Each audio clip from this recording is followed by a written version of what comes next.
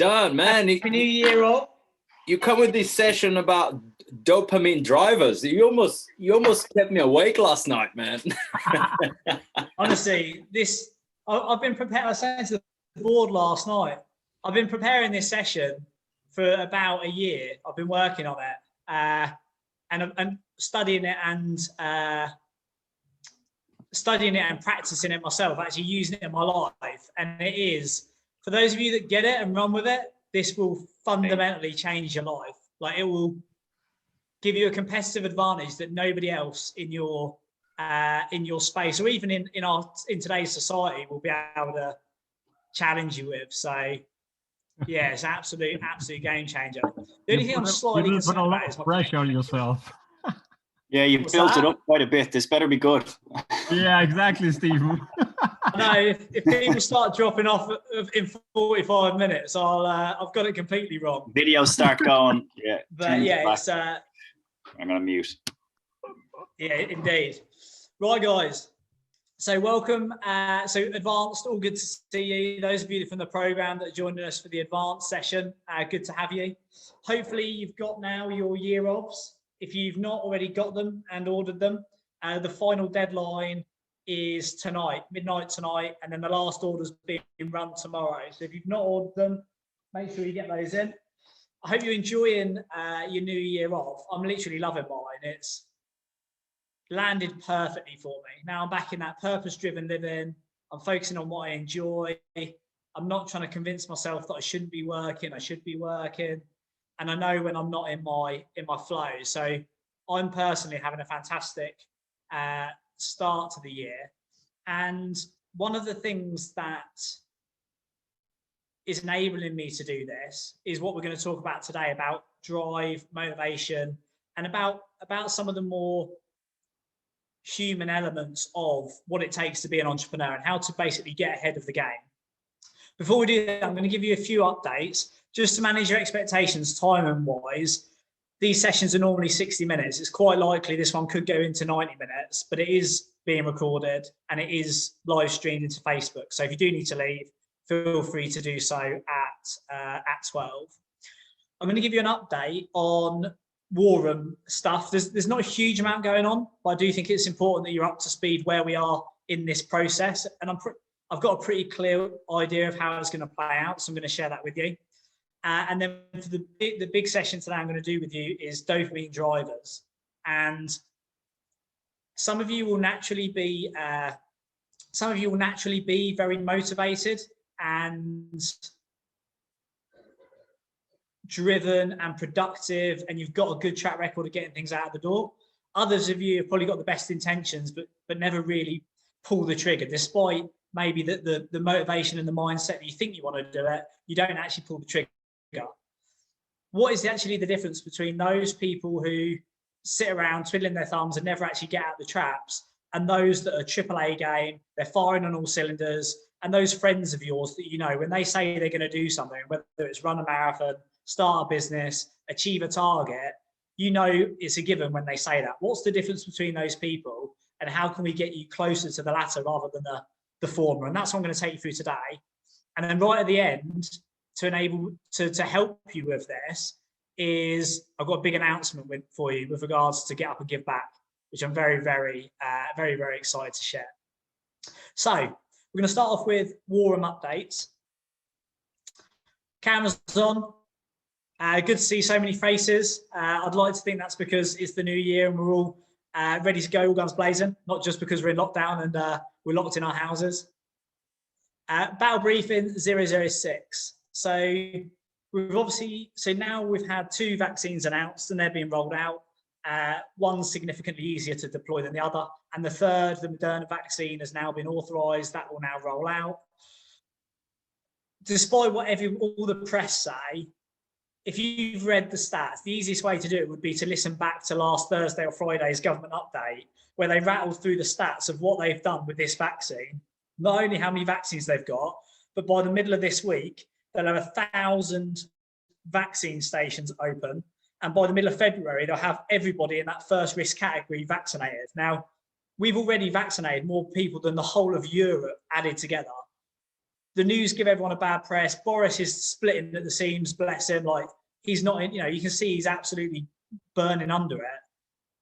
It's ridiculously impressive how well we've progressed there. So if you think a vaccine normally takes 10 years to put together, or they don't find one, and in less than 10 months, not only have obviously the whole world's thrown their efforts at it, not only have we found a vaccine, but in the UK specifically, they've secured that vaccine, and within 10 days, they've managed to secure 1,000 vaccine distribution, or whatever you call them, places you can go to get a vaccine, 1,000 of them in 10 days, and within 6 weeks, they're going to have the whole of the high-risk category immunised. It's like, we live in very, very fortunate times, both times and country. So whilst the government are the government, sometimes they pull it out of the bag, and that is very, very impressive. So we said we all met up last October, November at the workshops and said how we think this is going to play out. It's pretty much played out how we expected. Lockdown, open up for Christmas, and then lockdown again. That's pretty much what's played out. We expected the social element to be locked down, which has played out, but we did expect the economy to be open. What we weren't expecting to see was obviously this second strain, which has thrown everyone into a lockdown. It's quite possible we're going to see higher levels of lockdown. Depends what you read, but if you listen to the headlines and the stuff, the drum that the government are banging, the new strain is throwing infection rates literally through the roof. We may this week see further lockdown, which will be no exercising with, basically no exercising with one other person. It really will be a high level of isolation. What I suspect is going to happen is through January, February, and probably halfway through March, we're basically till the middle of February going to have this this lockdown of the economy, this basically high lockdown. And then what I think you're going to see at the end of February, once the first group are immunised, it'll take about 2 weeks for that vaccination to become effective. And then what I think will happen is through March is two things will happen. One thing is the economy will start to open up, and that'll be your low risk, high return places first, like non-essential shops with social distancing, smaller events. And then what I think will happen as we get into April is everything will really start to open up. Based on where we are at the minute, if I was to hedge my bets, I would say we will be back at the Belfry. If you want to benchmark it, I would say we will be back at the Belfry for end of March, April. So April workshop, beginning of April. Woo! Beginning of April, I think we'll be back at the Belfry. That's the way I think it'll run. And if you remember, in October, November, doesn't matter what we said, it doesn't matter what happens with these vaccines. When we get to the beginning of spring, they'll let the genie out of the bottle. It doesn't matter now. We can't do another winter. We need to get the economy going.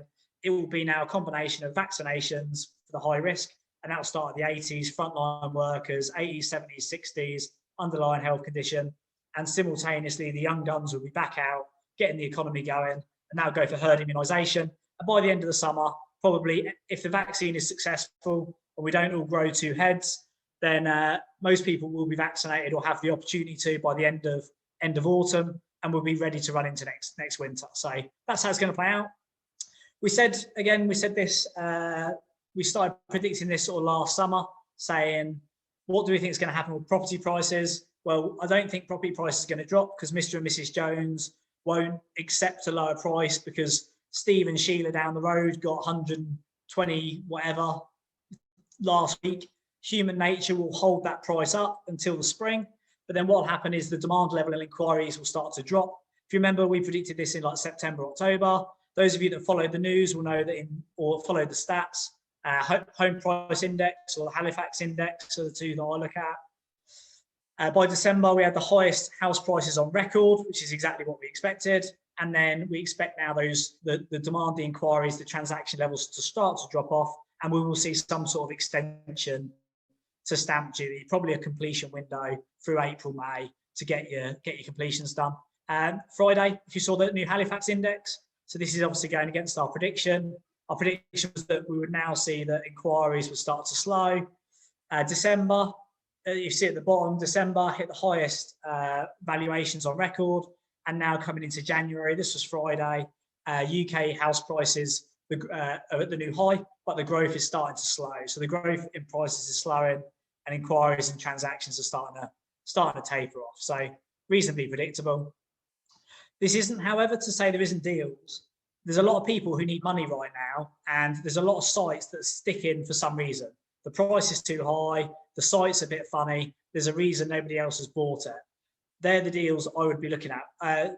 Jen, myself, and Sam are heading off to a site. Well, I was at one at the weekend. We're off to see, I don't know how big it is. It's a scheme that we're looking to put 26 apartments in. I think we'll probably offer on it today or tomorrow. And that's a site that's been sticking because it's a listed building. We've done listed buildings in the past. This one's in a bad state of repair. I think we're going to get a really, really nice deal on that. So there's definitely deals out there. If you missed my predictions video, so I did a predictions video in the property entrepreneurs community. If you missed that, I'd recommend going and rewatching it. It's lots of stuff that, all of the stuff that's in here, we've shared with you and more over the last 6 months, say 12 months probably, since last March, 12 months. It's all the things I've shared with you are on there, but all consolidated into one. So if you missed it on Facebook, it's now on the official Property Entrepreneur podcast as well. It's episode 17, and it talks about economy, it talks about market, and it talks about property prices, and it talks about lockdown.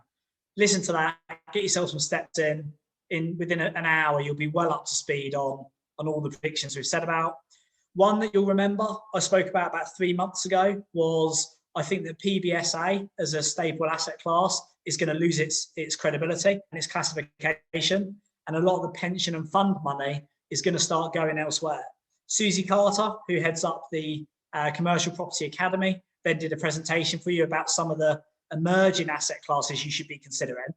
A lot of this is really coming together in real time now. So listen back to Susie's presentation, listen to my podcast, and make sure you know what you're looking for this year, because it's happening very quickly. Somebody actually sent me this last week. I can't remember if it was Sean or if it was Jay, sent me this last week. And this is where a student scheme has been completely ditched. So if you remember, I said PBSA is on its way out. 𝗶𝗶𝗶𝘀 is the new crest of a wave.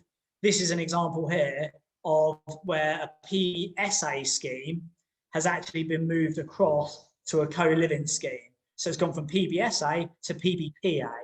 Very, very interesting to see this all actually coming together. Those of you that are on advanced will know that we've been talking about this for years. Success and failure are very predictable. Just jump on these things as soon as you can. Just going to check questions. Do I think stamp duty rates will be extended or come back and payable from the 1st of April? I think they will probably, I don't immediately think they'll be extended. I don't think the market's going to drop off that much. I think what will happen to stimulate the market next will be some sort of finance, an extension to Help to Buy, or some sort of finance to get the loan to values up. I think that will be the next stimulus. What I do think will happen is the completion date from the 31st of March, you've got the stamp duties is valid till. I think what you're going to see is an extension of that, probably for 8 weeks. As long as if you've gone sole subject to contract before the 10th of March or the 31st of March, you've then got a further 8 weeks to complete, because at the minute there's over 300,000 transactions going through. It's a huge bottleneck. So if you've got anything you think about selling, I think you probably still could sell it now, or even in February, and you'll still get it across the line. Equally buying if you're buying stuff. So a few gold rush bits for you. Obviously, we managed to get a deal, which is great news. I think so great news, smooths things out a bit. We'll see how it happens in practice. You're now going to have a bit of turbulent time while everyone re-streamlines, figures out the paperwork, works out the things you need to cross the borders. One thing that may be missing from the deal that we're yet to establish is the terms for services. Now, the border imports and exports has been quite explicitly defined, so has the fishing and the water territory. One thing that we think might be missing is a lot of the detail around services. And if you think the UK is like 80% service economy, I think there's going to be some more work there. I think we'll be back to Brussels in the spring or the summer, trying to work out how some of that works. I haven't seen all the detail, but I'll let you know. That'll all be ironed out between now and March, I suspect, and then they'll let us know what's still outstanding. This is inevitable. It's going to be a game of two halves. It's going to be a game of traction, get the economy going again. and then it's going to be a game of taxation, getting this money back. The only thing that might change here is if we turn the UK either nationally or locally. So we've seen it before in London, in the finance district. I wouldn't be surprised if we see it in the north, so trying to get some of the north infrastructure going. If we see some tax havens where international companies are invited to join, to come to the UK, and in exchange for hosting their company here, they get tax benefits. It's basically the Singapore or the Monaco method that's been done in previous decades. This is what we're going to see. I don't think we're going to see a huge amount of tax rising immediately, because people will just start to move the money offshore or jump ship. What I do think we will see, so what we're got at the minute is treading water. There's just going to be this period of stagnation now. We're going to have stagnation period and then a stimulus period. Stagnation will last between now and March, and then we will move into a stimulus period. Stagnation is just keeping things ticking over, a suspended capitalism, and then stimulus is where you really want to be ready for it, because that is literally out the traps, out the pit stop, straight into 𝗘𝗶𝗀𝗹𝗹 game Formula 1 mode. So when we look at stagnation, this is going to last. Stagnation sounds like some sort of like trance rave, like stagnation, like dance nation or something. This is stagnation. All you're going to get at this party is basically loans, funds, loans, grants that are just going to keep you going. If you don't need them and you don't qualify, they're going to be quite hard to get. If you absolutely need them and you're going to fold if you don't get them, you'll be able to use them. At the minute, we've got things like deferring HMRC, deferring corporation tax. It's just been announced that from the 1st of January, you can pay back any deferred VAT on 12 months interest free. So if you've not set up your repayments for any deferments from last year, you can do that. Also, if you can't pay, you can go on the HMRC website, go to ways to pay, and you can let them know you've got a cash flow issue. All of the things that we talked about previously on the government website, on the Word document that we gave you, which had all the stimulus, all of those things are still there for you to use. They range from local grants, discretionary grants, to furlough and CBILS and BBLS. New stimulus, there's only really one new stimulus that's going to apply to you, is this new grant. So this new grant that was made available last week before last, 4.6 billion to help businesses that, the way it's been announced, is businesses that are forced to close during lockdown. Now, this is the importance of speed of implementation and reading the small print, because if you read the headlines, this is what it says. If you go to the government website, this is what it says: 4.6 billion for businesses in retail, hospitality and leisure who've basically been forced to close. Single grants up to £9,000, and it's calibrated per property. Now, if you get into the small print, actually within this 4.6 billion, there's also been a grant of 594 million, I think it is, which has been made available on top of the 1.1 billion that already exists for discretionary grants. Now, what this means, if you can legitimately say that you've been impacted by COVID, which most of us have, and you put an application into your local council, you have got a good chance of getting a grant. If you've had one already because you've got business rates, fantastic, you might get another one. If you don't qualify for business rates, or you have had the grant and you don't qualify for any more, a non-discretionary grant means anybody can apply, and it's up to the council to decide who get it. For 45 to 60 minutes of filling out paperwork, this could be a lucrative use of you or your assistant or your team's time. £594 million of discretionary funds is now available, and this is on top of the 1.1 billion that was already available. Some councils have automated the process. The money's already gone. It was a needle in a haystack whether you were going to get it. Other councils are completely antiquated, completely behind the curve, and you can still get some funds here. If you want to, I can't remember what I put here.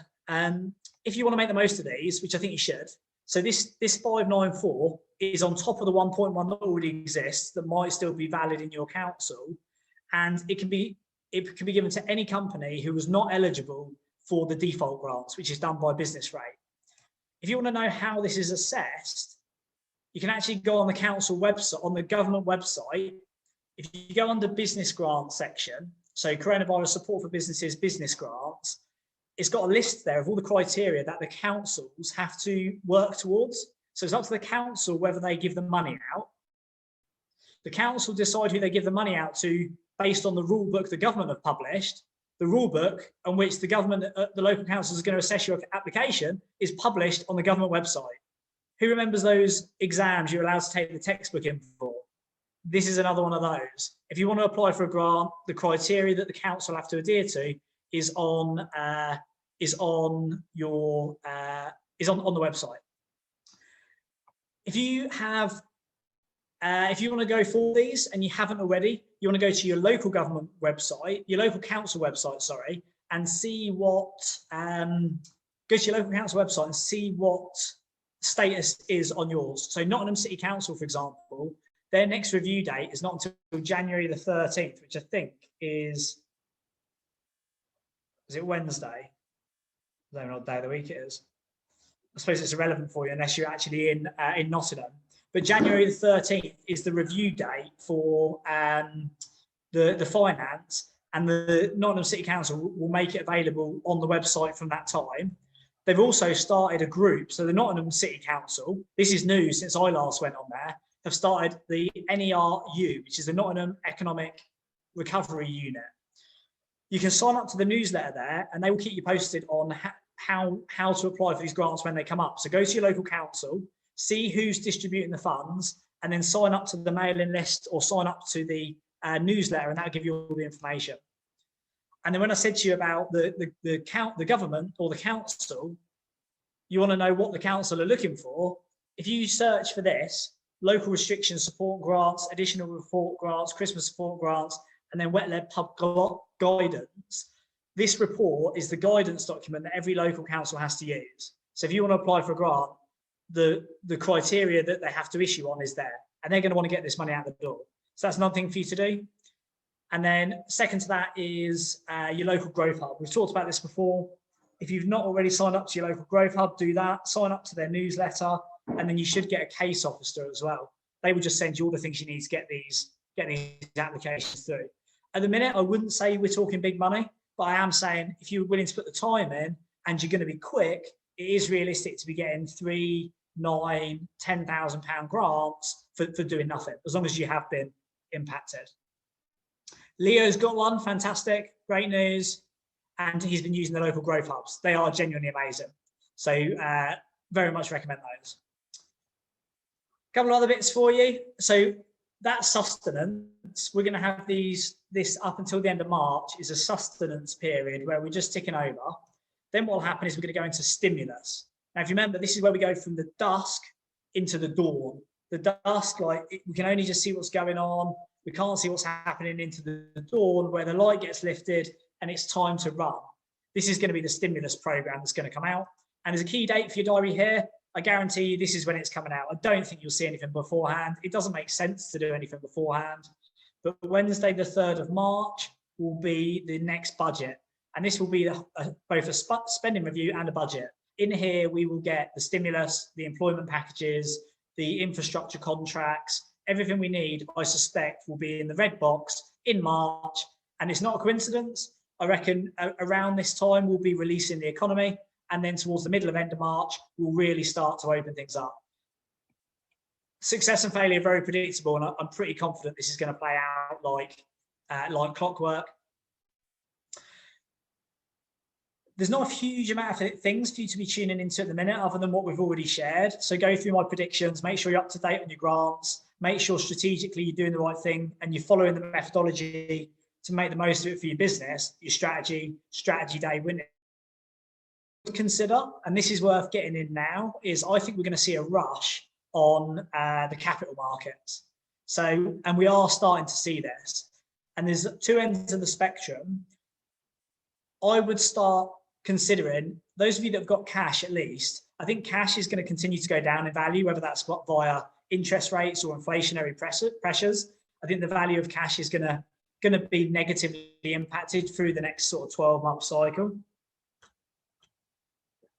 And what that means, that plus the pension funds, plus the retail sector, plus the commercial space, plus the big investment groups, there's a lot of money that's got to go somewhere. I'll tell you where I think it's going to go in the short term. I think it's going to go into the markets. I think investing in, I think the stock markets, the FTSE 100, the cryptos, there's going to be a whole spectrum. I personally am moving quite a lot of money into my Vanguard account. So Vanguard is just a mixed tracker. It's the long-term wealth creation Warren Buffett method, and mine's with a pension. So pension into a SIP into a Vanguard. This is proper like advanced stuff. We'll do more on this over the winter. Into a Vanguard, and just a very well spread mixed risk fund, and just watch it run over the next 12 months. I think you're going to see a lot of growth in the capital markets, regardless of what happens at a micro level, primarily because of the amount of money that will go into them, not necessarily on the growth potentials, just on the amount of money that will move in that direction. You've got investors like me who are quite conservative. I don't play games you don't understand. Even if you see other people making money out of them, that's me, your Vanguard tracker. Into your FTSEs, into your independent stock and shares, into your not day trades and not day trades and Forex, but more your stocks, up to your Bitcoins and your crypto. Like if you want to ride a wave over the next 12 months, an easy way to hold some cash, I think, will be in the markets. I think he's going to see more and more firsts announced. The first time the FTSE has hit this, the first time Bitcoin has hit this, the first time an IPO has been raised at this. And we're actually looking at some IPO deals at the minute, but I'll bore you with that a little bit further down the line. Final thing is, I think it's the final thing, is debt consolidation. I don't know how this is going to happen, but I can't see it not happening in some capacity. On March the 11th, when I did the first ever 𝗁𝗶𝗀𝗶𝘀 session and said, right, we're going into lockdown, don't panic. Every single country, those of you who are on advance will remember this, and on the board, those of you that what I said was, every single company in the world will have a line on its P&L that says COVID debt repayment. That's going to happen. There's so much debt out. Everyone owes everyone so much money now. I can't see anything happen other than some ginormous debt consolidation. What I mean by that is the government look at the government or a bad bank or this new financial growth center that we're creating in the northwest. Something's going to happen where all of this debt's going to get consolidated, and then every single person in the country who stays in business just has one line on the P&L, and it says COVID-19 debt repayment.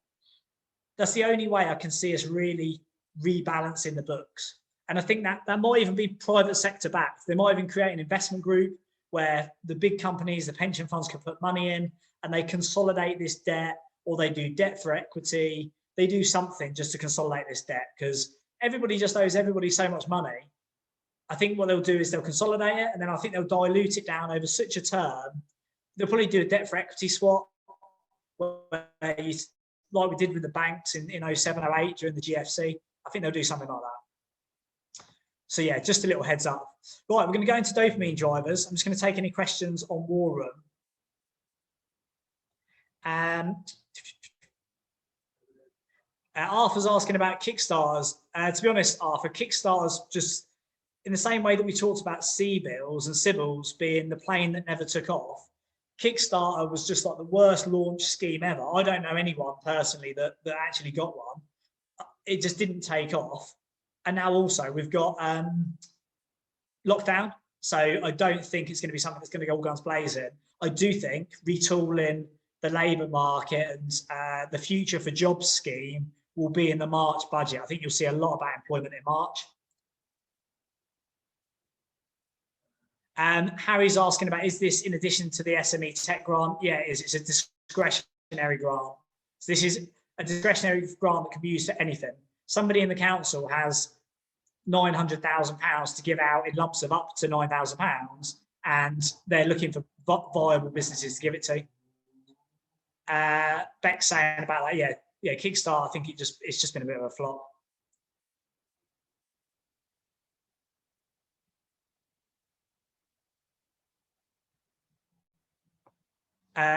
Tom's just posted the coronavirus sport finder, excellent.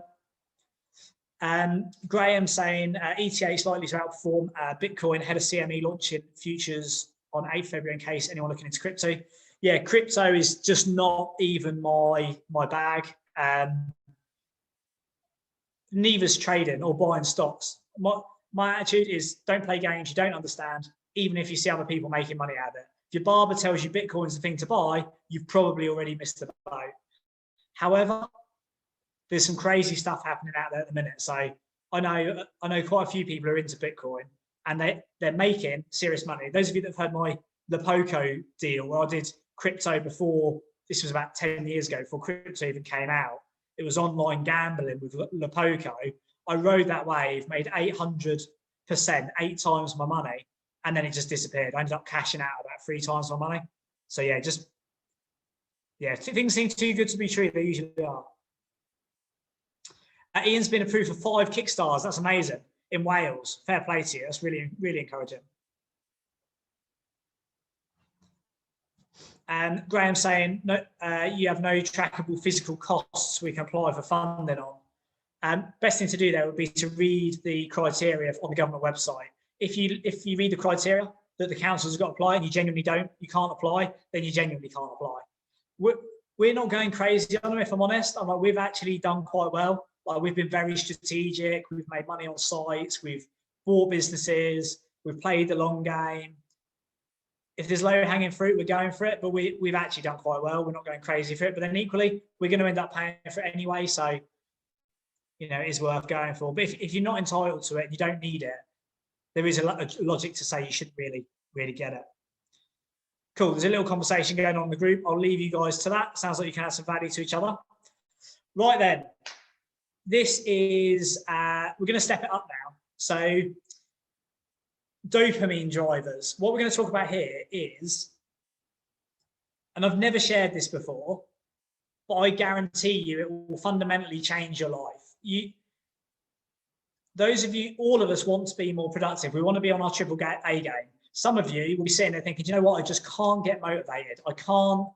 Why can't I get as much stuff done as the next guy? How do they get up early and actually smash it out of the park? How are they consistently achieving things? There's this whole spectrum of people in our country, in our society, in our communities, and we're on a different level of productivity.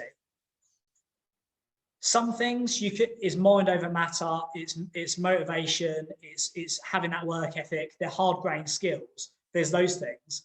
The biggest thing though is everything is stacked against you. We live in a world that is stacked against you for productivity. And I'm going to go into this in a lot of detail. I've studied now, I've been studying this since, I started in 2019. In July 2019, I started looking into this. I practiced it through July 2019 and 20. I then studied it through 2020. I shared some of it with the board as I was figuring it out. I blueprinted it through the summer, through the spring and the summer, but then fell off of it because of COVID and getting distracted. And then through the autumn and over Christmas, I've blueprinted it. I've created my final model for myself, and I've actually been using it. And I can honestly tell you, this is a game changer. This will give you AAA game performance. This will give you a buzz. This will make you feel good. It is going to put you in an incredible space if you actually go out there and do it. So I'm going to break it down for you. It's very, very straightforward. It's easy to do, but it's even easier not to do. And this is how we're going to do it. So 2 things we've got coming up that are going to require our productivity and our focus is the strategy day. So we've got strategy day in a couple of weeks. Make sure you're ready for that. Make sure you've got your prep done. Make sure your presentations are ready. In the war room, the guys are going to be helping you with that. And winter hit list. Don't underestimate how much of an opportunity you have this year in the winter hit list. You are never going to have a winter lockdown again. You're never going to have a time when your competitors are closed and locked down. You're never going to have a time where business is naturally probably going slower than normal. There's always exceptions, but it's locked down. This is the last, touch wood, winter hit list. Those of you that were on advanced, we did this last year. This is going to be the last winter hit list you have in the middle of a pandemic, in lockdown, where you can get your head down and change your business forever. There's only one thing that can make you do this even better is dopamine drivers. This training session is all about dopamine drivers and how to master the art of motivation. In your brain, you have a motivation molecule. There's one thing that controls your movement, it controls your body, it controls your brain, and this is what's called the motivation molecule. It's what makes you do things, and it's called dopamine. Every day, you have a certain amount of dopamine drivers, and some people use it to smash everything out of the park. You know who they are. They're on the Facebook group, they're in your community, they're your friends, they're people you aspire to be like, and they consistently smash things out of the park because they use their dopamine drive as well, and it drives them, it motivates them to smash out the park. Other people take their dopamine drivers and they use them badly. They basically burn them, they waste them, and all of the dopamine drivers are gone on pointless tasks, and then they sit down to try and do something productive and wonder why they have no motivation and no focus to get things done. This applies to me, this applies to you, this applies to every single person who is currently living in today's society. And I'm going to show you how to crack the code. So when we think about motivation, we think, right, you would have no issue at all sitting on your phone, scrolling through social media. You'll have no issue at all scrolling through the news, scrolling through WhatsApp, scrolling through instant messaging, scrolling through Amazon. You will have no issue at all doing some things like that. And you think, well, I just do that with ease. I don't need any focus or motivation to do those things. Whereas other things, you sit down and you think, I'm not motivated, I'm not driven. Why is it such hard work to start this project? I know I should be working on this new business that I want to get going. I know I should be looking for deals. I know I should be looking at raising finance. But why is it so hard to open my laptop? Why is it so hard to sit there and do these things? Dopamine drivers can control all of these things. Your motivation to do these things is driven by dopamine. There's an argument that says, okay, granted, there's an argument that says, yeah, but flicking through social media is easy and sitting down and doing a project is hard. That's why one's easier than the other. That may be the case, or it may not be the case. If that is the case, why are there some people that you know that are far more productive than you? Why are there some people that you know that are far more motivated than you? Why are there why are there other people who you know who consistently achieve the things they set out to achieve? This is because they've got a better handle on their motivation, a better handle on their drive, and directly or indirectly, they have a better control on their dopamine management. They have their 1,000 dopamine drivers and they use them effectively. You perhaps do not. Success and failure are very, very predictable. And as we go through this, I'm going to give you all the tools, tricks, the blueprints, the step-by-step guide you need to do to get a handle on this. And I absolutely guarantee you, I put my money and everything else on the fact that if you do this, it will work. You just need to trust the process. Success and failure are very predictable, and this is how we're going to crack it. Those of you that crack it, Property Entrepreneur, I would have said to you on your first day on the program, will change your life. Now, I'm not trying to be the 𝗘𝗶𝗀𝗃. We're not trying to fly in with our capes and be superheroes. It will fundamentally change your life in ways of you now plan your diary on a Sunday. You change the way you run your business, all the way up to this, where you can control the things that are controlling you and you can live a better life, genuinely live a more enjoyable, a more fulfilling, a more satisfying life. So there's 6 steps. The first is desire. Dopamine is a desire molecule. What does that actually mean? The next is drivers. Dopamine is a driver, and you have 1,000 drivers a day to use however you want. But how do we actually use them? Some of you lack motivation. You lack motivation, you lack drive because you have a deficit. You have a drive deficit. You have a motivation deficit. You have a dopamine driver deficit. What is it? Why do you have a lack of motivation compared to other people?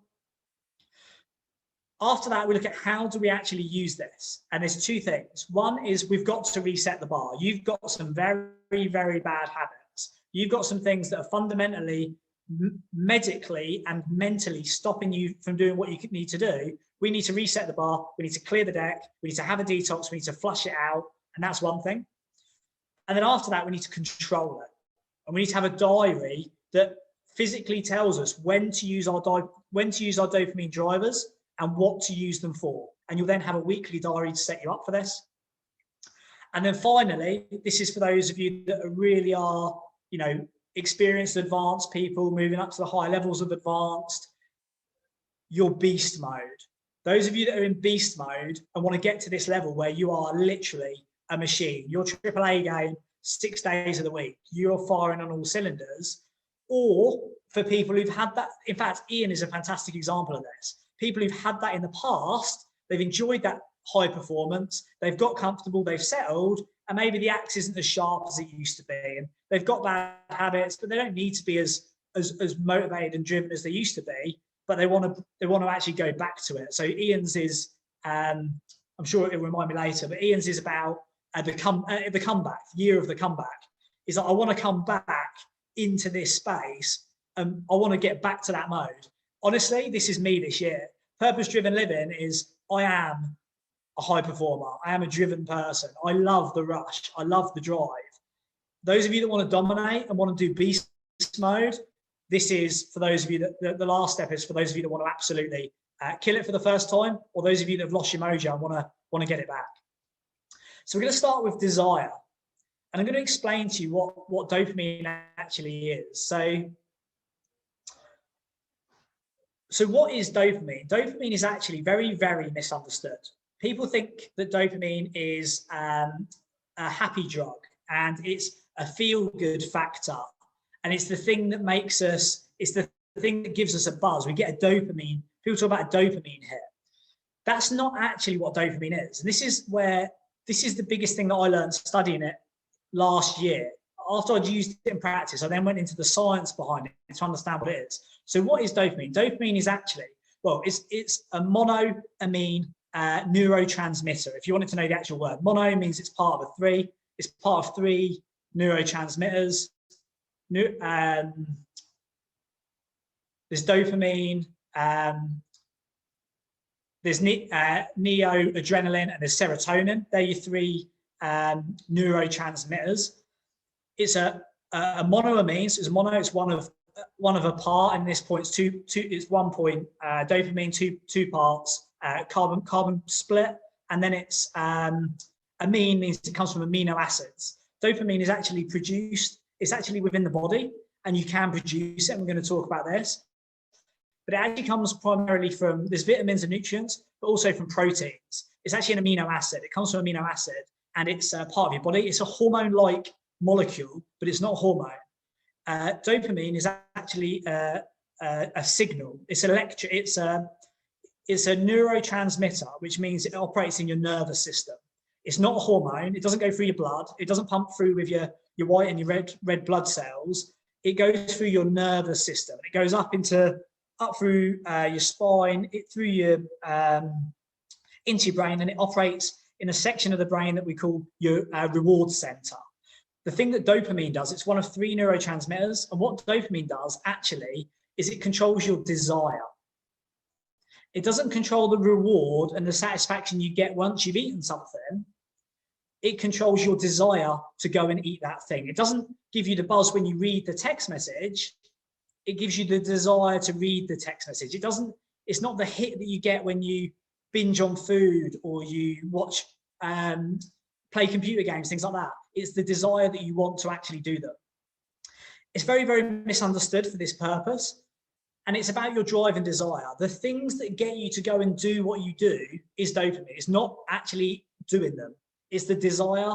It's called the motivation molecule for a reason. It's the thing that makes you want to do things. It's the thing that makes you want to go out for a run. It's the thing that makes you want to do high value work.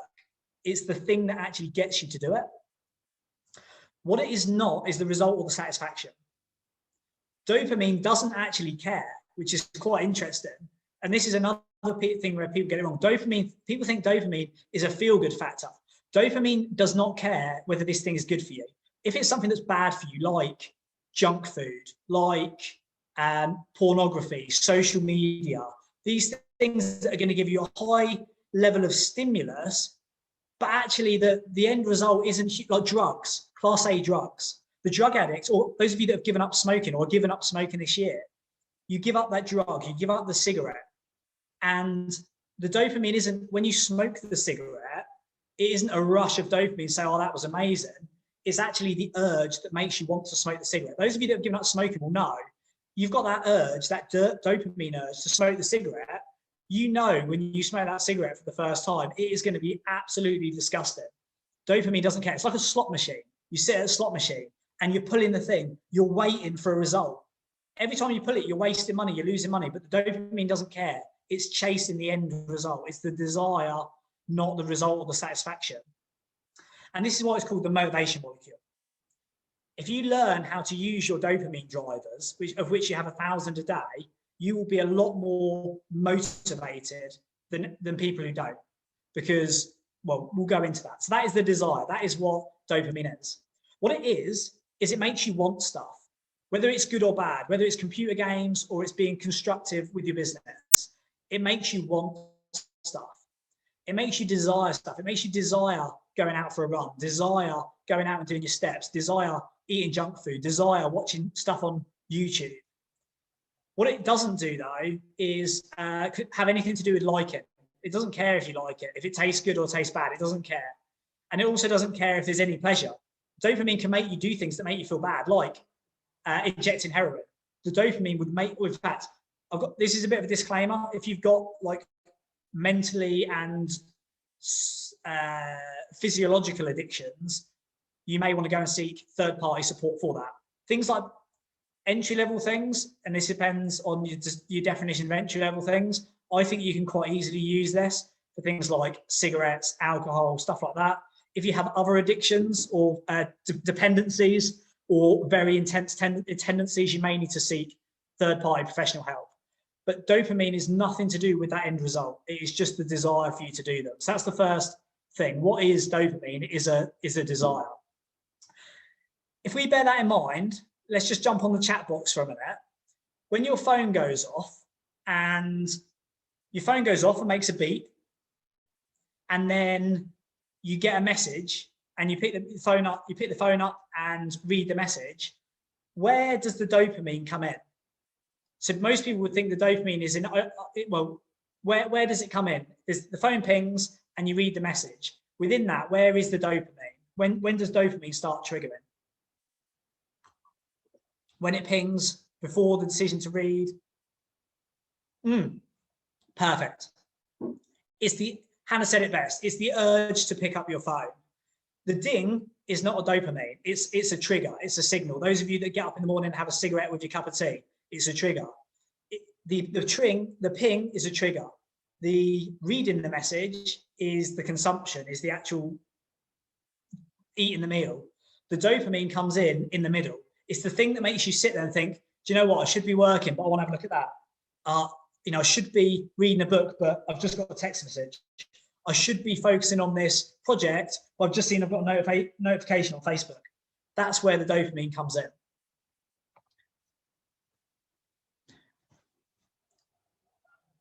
When we're using them, we have things called dopamine drivers. So you have dopamine, you have the ability to produce dopamine in you, and you have 1,000 drivers a day, and you can use these for good things, or you can use them for bad things.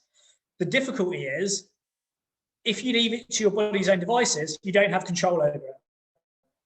And if you don't have the control, something else has the control. And if something else has the control, all of your dopamine drivers will be misused. Because of the way society is created, the way we live our lives, your dopamine drivers will be misused if you leave them to their own devices. The reason for this is we are natural beings living in an artificial world. Now, what this means is biology and evolution is we are natural beings living in an artificial world. Our body was created to eat from the land, to farm the land, depending on what you believe, to hunt animals and eat animals. That's what our computer has been created, our computer and our machinery has been created for, to eat from the land and eat meat. We're natural beings. That's what our dopamine is created for. But we live in an artificial world where there's things like sugar and fast food and instant messaging and social media and pornography and computer games and any sort of stimulus that you wouldn't want to be involved with, sweets, candy, the ability to sit down and do nothing all day and still survive. This is what's thrown our dopamine drivers off. And if you don't take control of this, it will just go to the artificial stuff that basically cannibalizes your ability to do anything with drivers. So what are your dopamine drivers and how do they work?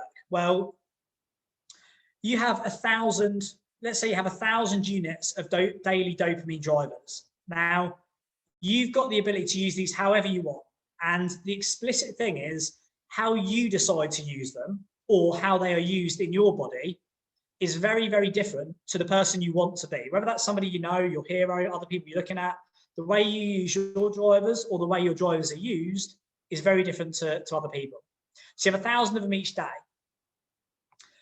Your dopamine drivers drive absolutely everything. So they drive your movement. If you have a dopamine deficiency, you can even get to the point where you get things like Parkinson's, because dopamine motivates your body to do everything. If you're telling your fingers to move, your body needs to be motivated to complete that control. It controls everything from moving your fingers. It controls your thirst and hunger as well. You would think being thirsty or hungry is enough for you to go and get food, but it's not. And I'm going to explain some tests to you that prove this. When you're thirsty or hungry, it isn't the fact that you're thirsty or hungry that you go and get water or you go and get food. How many times have you laid there and felt hungry and not actually gone, or been really hungover and really needed a drink, but been too lazy to go and get any water?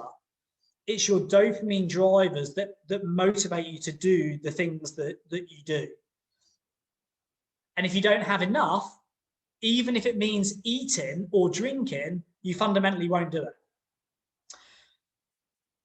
Human biology is a key part of this. Back in the day, we were cavemen and women, and we lived off our full-time job was survival and community. And to survive, we needed to be motivated to get up under the cover of darkness and go and hunt whatever it is we were going to catch, a lion, a tiger, whatever it is we're going to catch that we were going to eat to provide for the family for the next 6 weeks. That was what we were wired for. Natural dopamine spikes, which is what think about the cavemen. Dopamine, our 1,000 dopamine drivers every day would be, we've got to go out and hunt. And every day they would motivate you to get up, go out under the cover of darkness and catch a wild animal to feed the family for the next 2 weeks. And for a week on end, days on end, week on end, this dopamine would build up and build up and build up. And you'd be motivated and you'd be driven to try and get this thing. And then you would catch the animal and you'd have this huge spike of success, which was a rush. It gave you endorphins, it triggered off all your serotonin, and you achieved something phenomenal. All of your 1,000 dopamine drivers every day for 2 weeks went into achieving something phenomenal, and then you achieved something phenomenal. That is a natural dopamine spike. That is what our bodies are built for. The reality, however, is we now live in a world which is created to entertain you. It's created to distract you. It's created to hold your attention. And I'm going to talk about, it's not my conspiracy. I don't think it's the case. But if it were, it would 100% be accurate. Artificial dopamine spikes is, you've still got 1,000 dopamine things a day. You've still got 1,000 dopamine drivers every day, the same as the caveman had. But why aren't you out at 4 in the morning hunting? Why aren't you out day in, day out trying to achieve something amazing? Because you don't need a dopamine spike every 2 or 3 weeks now, or you don't need a success spike, a success trigger every 2 or 3 weeks now, because from the moment you get up, you wake up, you open your phone, oh, the phone is multicolored. You get that little spike of satisfaction. Your dopamine then says, I'll tell you what, let's go and have a look in social media, because I bet you there'll be some notifications in there. And you go on Facebook and you spend a few dopamine drivers in Facebook. You go, oh yeah, nice. There we go. We'll get some of them out. Not only have success triggers become lower in significance, they're not catching a lion every 2 weeks, which is off the chart success, feel good factor, achievement, not only have they reduced in significance, now you get the same dopamine rush to check a notification, to scroll through Instagram, to scroll through Facebook, in the anticipation you're going to get something good. You don't even know if you are. You just sit there, you get all these tiny little success triggers that make you feel good. Not only have they decreased in significance, they've significantly increased in frequency. So where previously you would have to wait 2 weeks for a giant satisfaction spike and your dopamine would get you there, every 30 seconds now you're getting a little dopamine driver and a little success trigger, which is keeping you entertained and it's keeping your life at bay. That's all these artificial success triggers that have been created to make you think that you're, or to make you feel entertained, for lack of a better phrase. This was proven. So this was in the 50s. They did a range of experiments on mice. Those of you that are against testing in animals, this was conducted in the 50s. I am going to show you a little video with a mouse with a computer line in their brain. So if you prefer not to see it, it's not graphic or anything. He's literally got a wire that comes out to his brain with a control in the brain. Nothing sort of unpleasant to watch, but just a heads up. This is how they test a lot of neuro things. So those of you that are into Neuralink, the new Neuralink, you'll see they've now successfully implanted the first Neuralink chip last week in a pig, and they've actually now been able to read brain signals of a pig. This was in the 50s when they were investigating a thing called the reward center in our brain. What they did was this is how they understood that dopamine was a desire drug, not a satisfaction drug. It was the thing that made you, this is really important, it's the thing that makes you think you want to do something. It's not the satisfaction of doing it. And this is where it's a complete false economy. They did 2 tests, well, they did loads of tests, but there was 2 that basically made it big and changed the way that we understand the brain and we understand monoamine neurotransmitters, of which dopamine is one. What they did was 2 tests. So one was they put a mouse in a cage, or a rat rather, it was a rat actually, a rat in a cage, and all that was in the cage was a lever. Pressed the lever, nothing happened, he walked off, slept, didn't do anything, completely uninterested, went and tried it again 2 hours later, nothing happened, that was it. Then what they did was they put a Neuralink, essentially, into the brain, and what they did was they triggered dopamine. So they released a dopamine driver every time the rat pressed the lever, it would release a dopamine spike because it was a success trigger. So he knew it felt good. And then the dopamine made him want to press it again. So, if he pressed it again, he would get a little, dopamine is released in the success element, but it's not the reason for it. You don't do it because it tastes good. You do it because you think it's going to taste good, but it is released in that spike. And what happened here was, which is really important, is there was no return at all. The rat hit the spike, it released dopamine, which gave him the urge to press it again. And once it pressed it, it released dopamine. The dopamine made him want to press it again. And the rats sat there pressing the lever for hours on end until they physically collapsed. They had no interest in eating. They had no interest in drinking water. They had no interest in exercising. Every single dopamine driver in their body was driven towards pressing the lever because they believed pressing the lever would give them a good result, but it didn't. There was no food, there was no water. What that proved was that dopamine, it's the desire element, not the satisfaction. It's the drive and the desire, not the actual reward and the feeling. The second thing they did to try and prove this otherwise was like, so that shows you how powerful dopamine can be for no benefit. Playing on the slot machine, scrolling social media, you're wasting your drivers, getting nothing, but it's keeping you entertained. And it makes you think that you've got to do it because you're an addict. Then what they did was say, what about how significant is dopamine? Would you still walk if you didn't have dopamine? Would you still eat and drink if you didn't have dopamine? So what they did was they actually disconnected the dopamine and they removed, so in the reward center, you've got the 3 monoamine neurotransmitters. The three I told you earlier: serotonin, dopamine, and noradrenaline, in the reward center. And they said, well, let's actually disconnect dopamine. And they put a dopamine blocker in to see what would happen to the rat if you stopped the dopamine and they had no dopamine production at all. And what happened was the rats laid down and they were so lethargic, they would not do anything. They wouldn't walk, they wouldn't exercise, they wouldn't even eat or drink because they had no dopamine. The dopamine is the thing that makes you want to do things, including eating and drinking. It's not being hungry or thirsty. What they did was they took a bit of food and they put it in the rat's mouth and thought, is it because they're not hungry? They put it in the rat's mouth and the rat ate the food and drank water and really enjoyed it. So they needed it, they liked it, they still enjoyed the reward, but they had no motivation to go and do it because they had no dopamine. This is how important your dopamine drivers are. Managing your dopamine drivers is the difference between going out and achieving what you want and not. And this is how we're going to get into it. This is just a little video just to show you it in practice. So this is the little rat.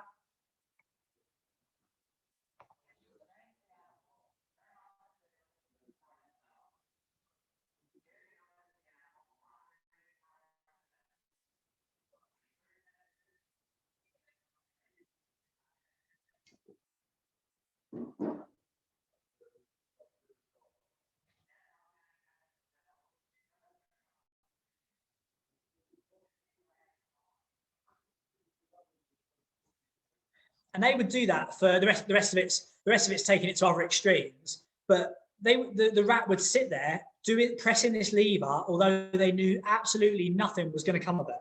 It's exactly the same as you playing a slot machine. It's exactly the same as you eat junk food, and it's exactly the same as you scrolling through news articles, social media. Your dopamine is telling you to do that, but it's a complete waste of your drivers. You're not going to get anything from it. The rat got nothing from pressing the lever, apart from, in the end, completely passing out. And in our business sense, it's, that's potentially going out of business because we haven't been able to pull the trigger, which is ironic because pressing the lever is what we've just been talking about.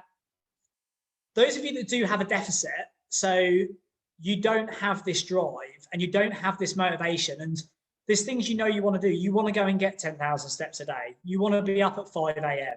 You want to go running. You want to eat the healthy food, but you just never do. It's because you've got a deficit. You've got a motivational deficit.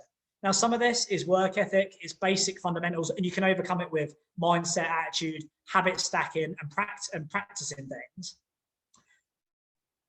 Others is you don't stand a chance.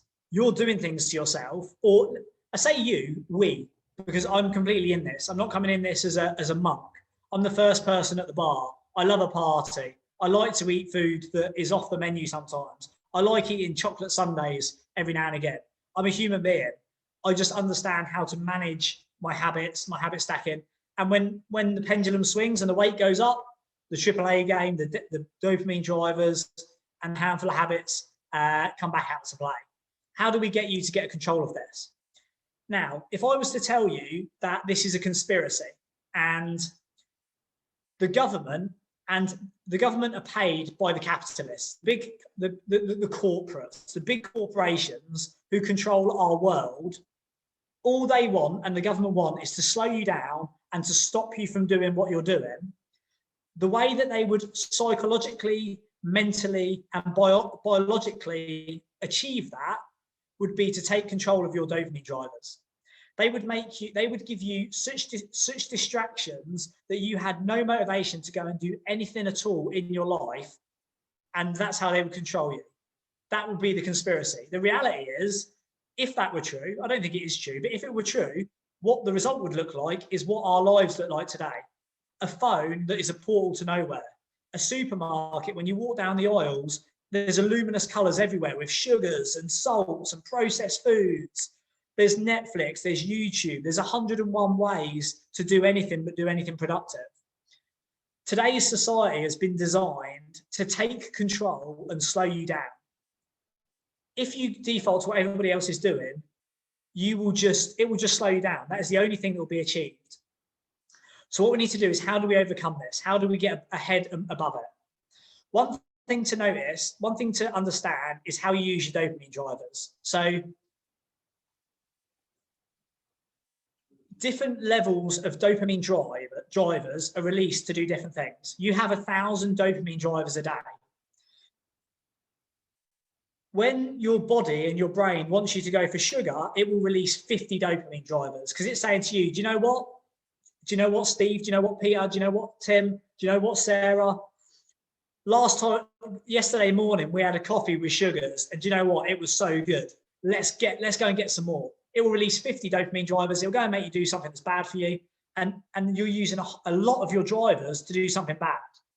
On the other hand, a salad, which is probably good for you and is good for you and healthy for you, and actually will make you feel better, only releases 5 dopamine drivers to achieve it because your dopamine appetite has changed.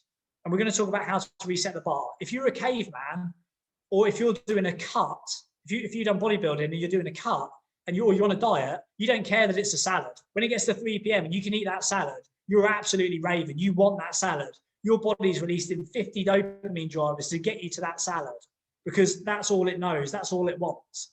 Whereas the easy, quick wins, the sugars, the sweets, the drive to go and do them is much higher, and it uses loads more dopamine drivers. So the likelihood is you've got higher desire to go and do it, so you're going to do it, and you use more dopamine drivers. So doing the bad stuff is also using up all of your motivation, which is a bit of a false economy. Facebook, you wake up, let's wake up. Oh, first thing, let's quickly have a look at my phone before I get out of bed, or I'm having a cup of tea. I deserve a quick flick through Facebook. Before you've even had a shower, you're going to use 100. You're going to have 100 dopamine drivers trying to get you to look at social media because you looked at it before you went to bed. You looked at it yesterday morning. You've looked at it every day for the last 6 months. 100 of your dopamine drivers are going bang, bang, bang, bang, bang. Give us that fix. Give us that spike. Give us that next hit. It takes 100 dopamine drivers. Your urge is going to be ginormous, and your consumption of your drivers is going to be large. It's going to take a huge chunk out of your morning. Whereas getting up and reading a fiction book, you've got no desire to, because your body only releases 7 dopamine drivers. Because if you were going to farm the fields or eat vegetables as a caveman, you only needed 7 drivers or 10 drivers. They didn't have sugar and salt and Facebook and Instagram. These things are killing your drivers and your urge to do them. They're built in a way to distract you. Instant messaging is exactly the same. Instant messaging, you will have 135 dopamine drivers saying to you, right, I need to send a message. I need to respond to a message. I need to message so-and-so. I need to do this. We're still talking about before you've even had a shower. Your dopamine drivers are going straight out the door. You're spending them all. You're running out of credits for the day, and you're doing it on bad things. You're using loads. You're getting limited gain, and you're getting no value. Whereas you could spend 11, which you're not driven to do. You're not motivated to do, because your dopamine will only release 11 to try and get you to do an investment review, because it's not sexy, it's not spicy, it's not artificially created to get all your serotonins going. The 2 things we need to address here to manage this deficit, and then I'm going to look at your questions. The 2 things we need to look here to manage your deficit and motivation. The first is your habits. So if you have a deficit in motivation, you're not motivated to go out walking. You're not motivated to eat salads. You're not motivated to read books. You're not motivated to review your investments. They're bad habits that are taking all your drivers out. The deficit of motivation is your habits.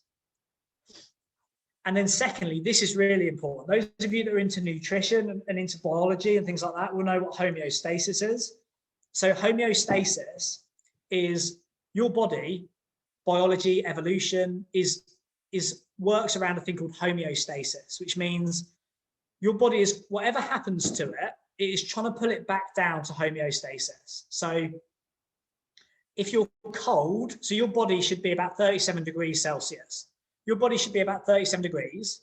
If you get really, really cold, your body doesn't let it go down to 36, 37, 36, 35, 34, because then you end up with pneumonia.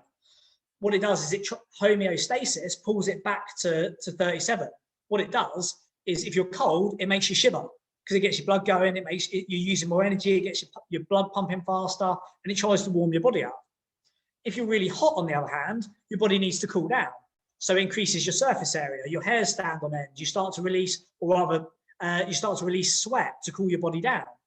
Homeostasis means whatever happens to your body, every action has a reaction. Whatever happens to your body, you're trying to pull it back down, like inflammation. Those of you that are doing dry January will notice automatically your bodies are less inflamed, because if you take on something poisonous like alcohol, you then experience inflammation, like when a bee stings your arm and it swells up. That's inflammation, because the natural remedy rushes to the poison and tries to stop it doing something. That's why if you go on a bender for a weekend, eat loads of junk food and drink loads of beer and spirits, it's not because you've put on weight, it's because you're bloated, it's because you're inflamed. Those of you that are having a clean January will know automatically your body starts to find a better shape, because that's homeostasis. It's pulling it back to where it should be, whereas previously it's full of poisons trying to fight off the alcohol. The same way happens with dopamine, because where your body as a caveman was made to farm the fields, eat vegetables and catch animals, and the dopamine levels to eat vegetables and go running after animals was reasonably low. Like that was what it was and what it still is. Your body was not created to have multicolored screens and instant messaging on demand and Facebook and Instagram and social media. It just wasn't built for that. So what happens is your body gets this, and it is a shock. This is, well, just to put this in perspective, we're talking about your brain. Your brain is malleable. It can change. Your neurology, the signals in your brain can fundamentally change. People who end up with PTSD actually end up with their nervous system changing. They grow extra signals through their neurosystem. You can physically change your neurology, your brain, the way things work. Because we live in a society now where we have dopamine overdoses in sugar, salts, computer games, social media, fast food. You have things called receptors in your brain. You have receptors, and then you have the little things that catch it, and it releases your dopamine. Your receptors, your tolerance can increase. So you were used to eating salad, now you eat sugar. You were used to reading fiction books, and now you flick through Facebook. Your tolerance can actually increase, which means that your receptors are no longer excited. Your receptors are used to getting hammered by Facebook and sugar and alcohol and junk food and all these bad things. Your receptors actually become numb, and it takes more stimulus to actually have the effect. So when you're really, really clean and you eat a sundae, it's a huge spike. If you eat a chocolate sundae every day, your receptors get used to it, and dopamine doesn't do repeat tasks. If you go past a new cafe opened and you go in for the first time, your dopamine be like, that's amazing. You go in there again, oh, this is new, it's exciting. But when it's used to it, your receptors actually become numb to it and they adjust. It's in the same way that alcohol. Those of you that I'm doing dry January, those of us that are doing dry January, when you get to the end of January, you'll have two glasses of wine or 2 pints of lager or a gin and tonic, and you will physically feel it a lot more. Whereas somebody who drinks every day will experience it a lot less. That's because your tolerance builds up. Same with drugs, same with alcohol, same with clean food and fast food. Your dopamine receptors can become numb because they come overloaded with all this bad stuff. What we've got to do now is we've got to get you excited about salads and not sugar. We've got to get you excited about fiction books and not Facebook. We've got to reset your receptors. And this is a physical thing. We've got to reset your receptors because they're not operating the way they should. They're fixed on all of the things the government, the corporations have created to distract you, if we believe in the conspiracy that I've just created that doesn't exist. We've got to reset your receptors and get you back in the game. So this is how we're going to do it. There is a fundamental reason why you don't stand a chance. You can have the best will in the world on Property Entrepreneur to do a when to hit list. You can have an affirmation board. You can listen to motivational videos. There is a fundamental, medical, neurological, scientific, biological way that you do not stand a chance in achieving what you do. But literally, it doesn't matter what you do. You're already not going to work because your drivers, your receptors are numb. Your brain's been smashed. your dopamine's completely off its rails on all the fake things that have been created. It doesn't matter what you want to do. You actually have no chance of getting up and doing what you want to do. And I'm going to show you how to reprogram it. Right, so this is it. So this is what I've been studying since last year. If you can just quickly remember this, so you can make sure you know how it works. You got D1 and D2, which is your dopamine releases and your receptors. They then come down and go through your neuropaths up to the reward center, which is 𝗂𝗶𝗀𝗃, and then it will split depending on where your receptors are. And some of your receptors will be numb and will be inflamed and have a lack of sensitivity. And what it will do then is it will just process it back through, and it will just get diluted by the stimulus. The other natural ones will still sit there, but they'll be fragmented because these little things called magnesiums come out of your proteins. And there's a thing in your protein called 𝗘𝗽𝗶𝘀𝗁, I think it is, and it breaks down the amino acids, which releases the dopamine into your receptors, and you have the balls that land in the receptors, and they tick your boxes and work really, really well. And then you have these little fragments of snow that drop down, and they just don't get you going in the slightest. At the minute, the ball is the Facebook that's being caught in the receptor, and the little snow is all the good things we want to do, but you're not motivated by it.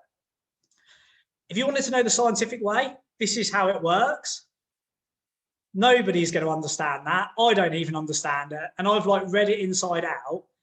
I'm going to make this easy for you so that today you can tune into it. This is what's happening in your brain, and I'm going to show you how to remember this. This is what's happening in your brain, and from tomorrow, I want you to be tuning into this. Your RAS, your retinal activable system, which is your eyes and your ears and the things you tune into. Tune your RAS into this, because this is what is going to make or break you through this winter and this winter hit list. So we don't know what all that stuff is, but we know what a wine spritzer is. Some of us might have drunk a wine spritzer. Other of us will have poured one, ordered one, seen somebody drink one. A wine spritzer has a drop of alcohol, a little bit of wine, and it's made up with some ice and some fruit and some soda water or some lemonade. This is a wine spritzer. We all understand what this is. Okay, this is a wine spritzer. This is tequila, specifically a tequila slammer. You lick the salt, you neck the tequila, you lick the salt, neck the tequila, squeeze the lime in your mouth, and this is a tequila slammer. The only thing you need to remember about how to get dopamine drivers to work for you and get your AAA game on, rather than be like every other person in society who doesn't stand a hope in hell's chance because their brain's washed and they've reprogrammed their receptors, is understanding the difference between tequila and a wine spritzer. So we're all going for a night out. You know what we do, gents? We all get together, we have a chat, we put our makeup on, maybe we put a bit of music on, we have a little drink while we're getting ready. You've got every day of your life is like a night out. You want to wake up, you've got this whole journey ahead of you today. Let's make the most of it. If you're getting ready for the night out and you're doing your makeup, you've got your friends around, you're having some conversations, and you're like, you know, let's get smashed up tonight. It's 6:15, you get the tequilas out. If you just start necking tequila shots as a group of girls, you might enjoy the first 30 minutes, the first 45 minutes, the first 60 minutes. After that, you're all going to start shouting. You're all going to start, this is guys and girls, you're going to start shouting. You're going to start saying the same thing over and over again. You might make it to a bar and you may have a conversation, but your memory is going to be a bit blurry. You're going to talk absolute rubbish. You might stumble onto the dance floor later in the night, meet some random people, and then all being well, you'll end up throwing up in a bin somewhere, getting a kebab, and you wake up in the morning, you're like, what the hell happened? Like, where the hell did last night go? I remember being at the house and we were doing our makeup and we were listening to tunes and we were banging slammers, but the rest of it was a complete waste of time.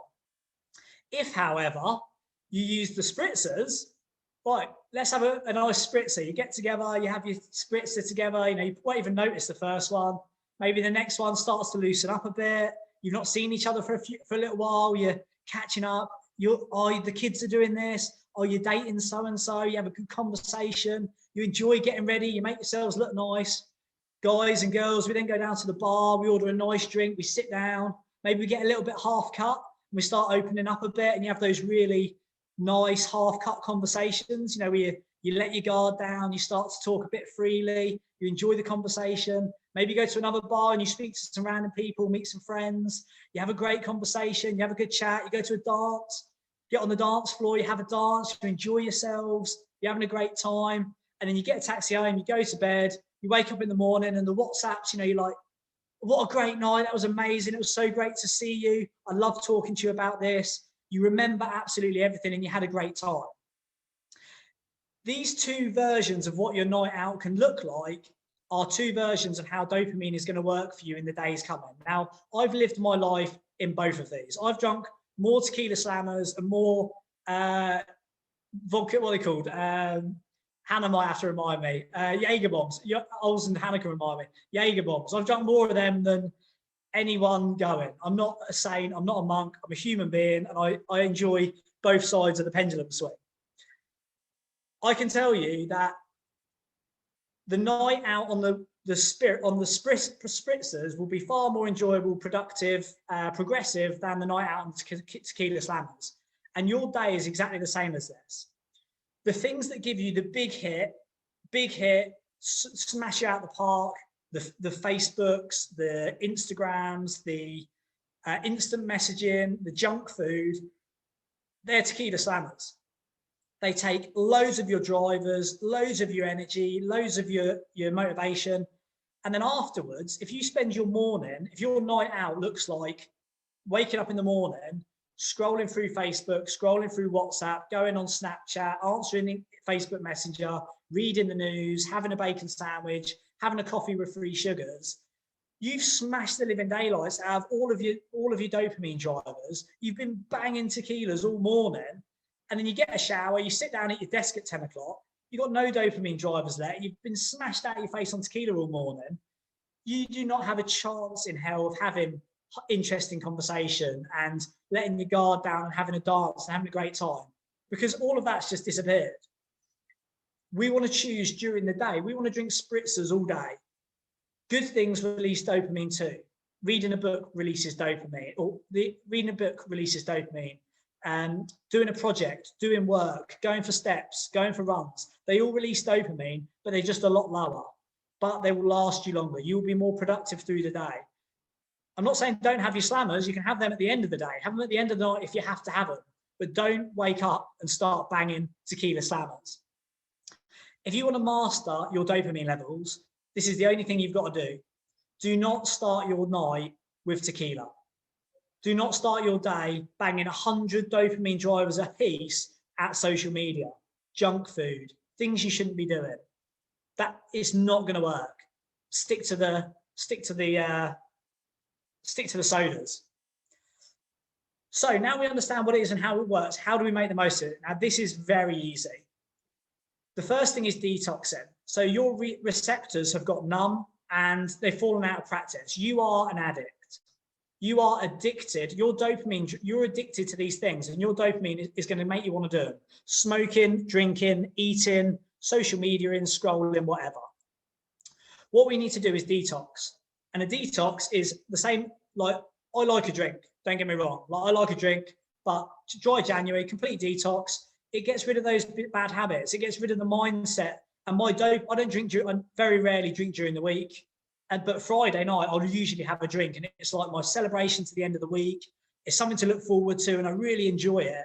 And I probably have more than my fill on a Friday night. And it probably, you know, it rounds my edges off on Saturday morning, and it probably has a negative impact. I'm detoxing for the whole of January, and I'm starting to see things already of like, I can't believe how productive I am. I can't believe how driven I am to be, I can't believe how driven I am to go out and exercise. I did 23,000 steps yesterday. I can't believe how driven I am to read a book, because all my dopamine drivers now aren't looking for alcohol on a Friday. They're looking for something else. And I'm not drinking over the weekend, and I'm eating clean food. So I'm detoxing, and it's reprogramming my brain. What we want to do is reset the dopamine levels, and we want to get you from being excited about salad. We want to get you excited about salad rather than excited about sugar. And this is just resetting the bar, and it's a detox. Frequency is the addiction. How frequently you do things is what creates the addiction. You're not if you do cocaine once, and then you never do it again, you're not a cocaine addict. If you do it once and get a taste for it, and then you do it every Friday, and then you really get a taste for it, and you do it all weekend, every weekend, and then you do it 7 days a week, you're an addict. Consumption is the tolerance. So as you consume more cocaine and you consume more sugar and you consume more junk food and social media, your tolerance goes up and up and up. You'll need more of it. You'll need it to be more extreme to get you going. What we need to do is reset these receptors. The things that are making you want to go for the tequila, we need to get rid of. And it's very easy to do, trust me. I've done this my whole life, but I've done it aggressively since July 2019 when I started doing my cut. Complete depletion, shredding things out, resetting the bar, getting yourself excited about the good stuff. And the final thing is, this is all a game. It is all a game. If you're excited by sugar and that's why you eat sugar and chocolate and cigarettes and alcohol, you're always going to be in that loop. If you get yourself excited about drinking sparkling water and 0-calorie soft drinks and clean food and exercise, you will get addicted to those things. What we need to do is do a detox. And this is where homeostasis pulls it into practice, because your receptors now have become damaged. So D1 and D2, these are your like receptors. These are healthy receptors that catch the balls. The only difficulty now is the only thing that gets you going is junk food, alcohol, instant messaging, because that's what's getting your receptors going. All the rest is just like snow dust, and your receptors have become damaged. They need so much. They need 8 cans of lager now to get drunk, rather than 3 cans of lager when you've had a detox. We need to get you back to the point where you get excited about eating salads. You get excited about doing productive work. You get excited about getting up early in the morning. You get excited about doing steps. The only way we do that is we do a detox, and it resets our receptors. So this is called a dopamine detox. And these can be varying levels in time, but so either a dopamine detox or a dopamine fast. And these have been huge in Silicon Valley for the last decade, where all of this stuff has got out of hand. Silicon Valley, which is like the innovation center of the world, is the place you want to go. What you can do during a dopamine detox to reset the receptors is anything. So these are the things you can do and the things you can't do. What you can do is anything that has a low dopamine driver. So salads, walking, reading a book, eating healthy food, working on a project. You can do anything that's not harmful, anything that's good for you, that's not anything that's a wine spritzer. During a dopamine detox, you can do it. What you can't do is anything that's high dopamine driver, anything that's bad. The things at the minute that are bad, that are firing, the tequilas that you're necking because your dopamine receptors and drivers are addicted to them, we just need to have a detox. This might be alcohol, it might be junk food, it might be internet pornography, it might be drugs, it might be computer games, it might be social media, it might be sweets and chocolate, it could be anything that's bad for you. If you know it's bad for you, you want to get rid of it, we're going to do a detox. Now, these detoxes can be a day, they can be a week, or they can be a month. And I would encourage you to start doing these. A day would be, you might say, right, do you know what? On Saturday, I'm not going to drink any alcohol. I'm not going to go on my phone at all. I'm not going to go on social media. That's going to be a day detox. And even that will start to reset your dopamine levels, because it will stop, if you remember the consumption and the tolerance, it will stop that from keep increasing. A day of doing that would be effective. You might choose a week. So you might say, right, do you know what? This week, I'm not going to go on, this week, I'm not going to eat any junk food. I'm only going to eat, I'm only going to eat it if it's green or it comes from the ground.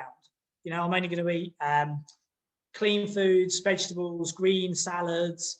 I'm only going to eat clean foods this week. I'm not going to have anything deep fat fried. I'm not going to have any meat. I'm not going to have any sugar. I'm not going to have any alcohol. I'm just going to have a clean week. And that would be a detox for a week.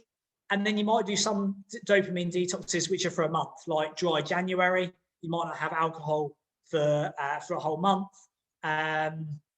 You might get rid of social media. You might find that a day's not effective, a week's not effective. You might get rid of it for a whole month.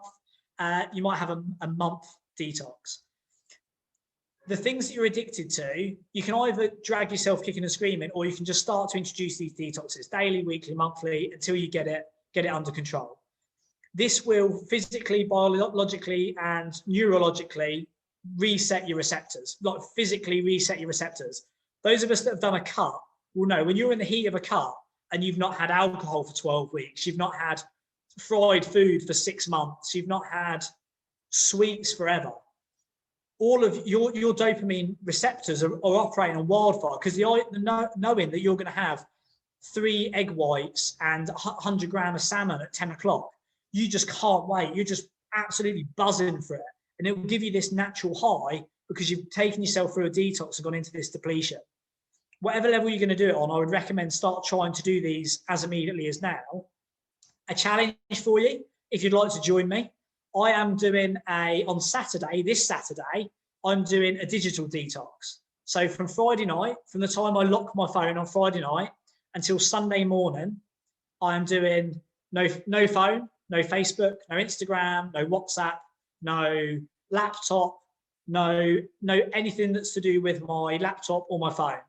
So what I can do is I can go walking, I can listen to music, I can write, I can read, I can journal. They're the things I'm cutting out from the time I go to sleep Friday night to the time I get up Sunday morning. A day detox. That will start the curve of resetting these receptors. Once we have this, we're then going to move on to making it a habit. So building some stability into this. I'm just going to check. I can see lots of questions coming in, so I'm just going to check this.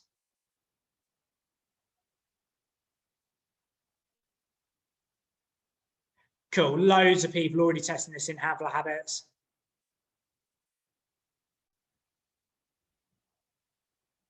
Yeah, Jen's saying sounds like a PPN UK night out. Just remember, I'm not a monk, or like I am a human being. And if anything, I'm probably the worst at this.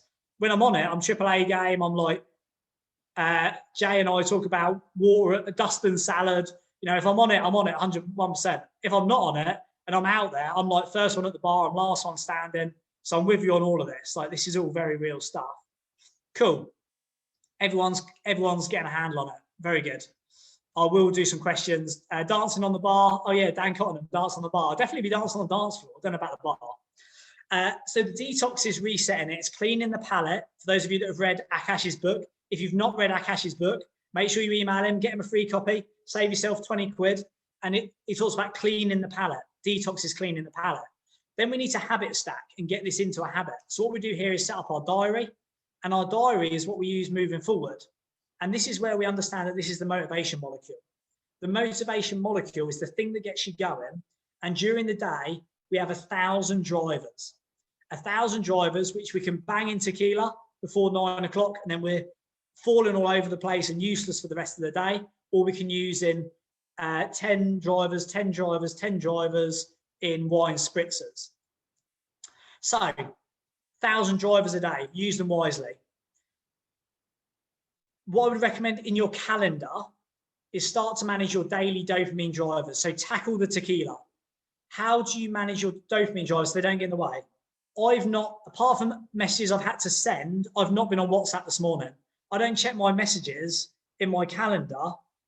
So I know that WhatsApp, Facebook is tequila for me. It ruins my morning.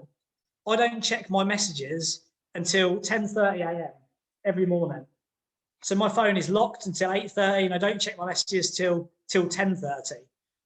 I then check them again at 1, and then check them again at 2:30 before the part-time team finish.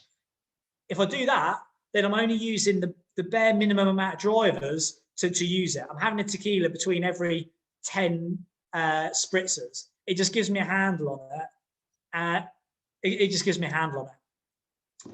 Weekly dopamine drivers. So what are you going to do on a weekly basis? So if you're currently drinking alcohol and having takeaways in the week, you might say, do you know what? I'm not drinking during the week anymore. A lot of people at PPN are doing this now. We've got 𝗿𝗵𝗶𝘀𝗶𝘀, which I'm going to share with you shortly. They have weekly things. Say, right, during the week, no alcohol. Or during the week, I get up at 5 a.m. Or during the week, I go to bed before 10 o'clock. During the week, I don't go on social media until 6 o'clock in the evening. During the week, whatever. what can you do during the week, or how can you control your drivers during the week so that you're not overcooking it unnecessarily? Alcohol, food, drink, workouts, steps. What things can you do to create your dopamine and also to protect it? And then finally, monthly. What things are you doing on a daily, weekly basis that actually you should be refining for monthly? So maybe my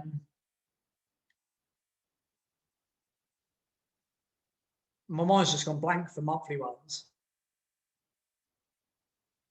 They're things basically that would be like a treat. So if you go to a restaurant every Friday and Saturday night, you're eating a restaurant. Maybe you just go to one restaurant, but you go to it monthly. You go to one nice. If you go to a nice restaurant every month, your tolerance builds up, your dopamine reduces, and it becomes the new standard. What could you put off to monthly rather than weekly to actually reduce those amount of drivers that you're actually using? And then finally, if you have to take tequila, there's nothing wrong with going on Instagram, going on social media, messaging your friends back. But if you've got a choice to drink your tequila at the beginning of the morning or at the end of the day, when would you rather do it? I would say conclusively, without a doubt, you save your tequilas for the end of the day. A good rule of thumb is for every hour of productive work you do, for every hour of wine spritzers you do, you can have 10 minutes of tequilas, and you save them up for the end of the day. So it might be 10 minutes of YouTube, 10 minutes of Facebook, 10 minutes of Clubhouse, 10 minutes of Instagram, whatever's the bad things, have them at the end of the day and make sure they're sort of calibrated. Don't start your night with tequilas. This is the main thing, is you look at your friends and family and people in your family even, and when you're looking at them now sitting there scrolling through Instagram in the morning or Facebook, and they're just sitting there, they're not even getting anything out of it. They're like the rat touching the lever, and you're like, they're genuinely not getting anything out of it. Just think, oh my God, how are you going to do anything for the rest of the day when you're smashing yourself on tequilas for breakfast? It's very real. And then finally, and this is just for those of you that want to go crazy on this, like you want to absolutely go overboard, is dominate. How do you go AAA game beast mode? So this is beast mode. This is, I would say this is, in fact, I said earlier in this, before we started, I think about Ian. Ian is probably, I know Ian is a previous high performer.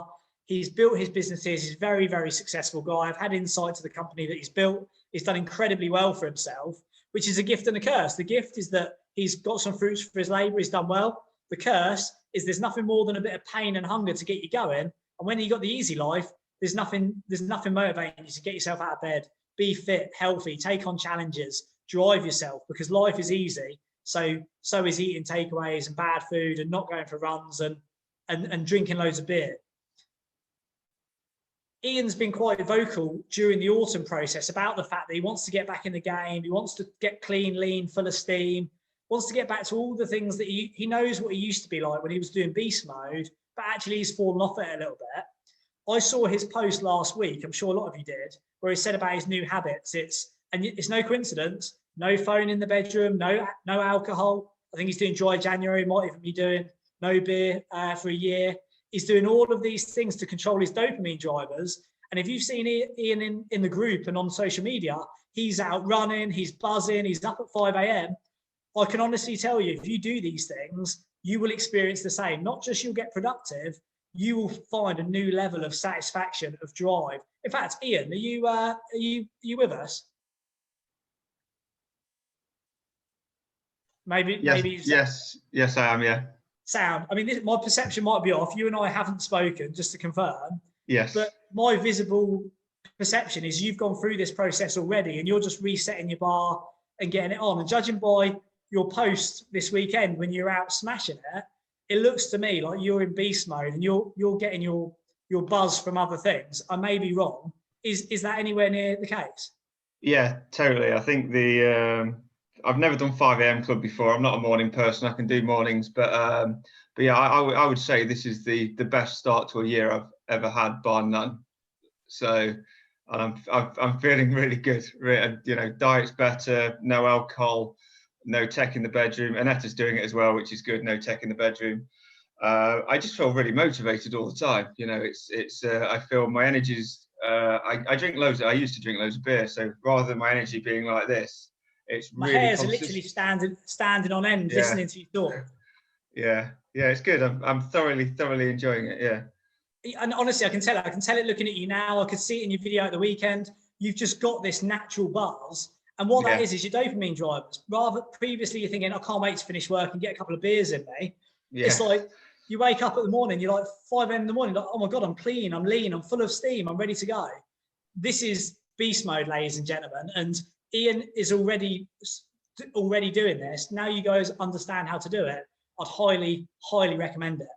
What it will do is it will reset your receptors. Now, the more extreme, and this is beast mode, the more extreme you can go with this, the better. So there's one thing not eating bad food. There's another thing being completely driven for good food. When you do a cut and you're putting your body into a deficit, there is no deep fat fried food. There is no processed food. It's clean proteins, it's lean meats, it's vegetables, it's water.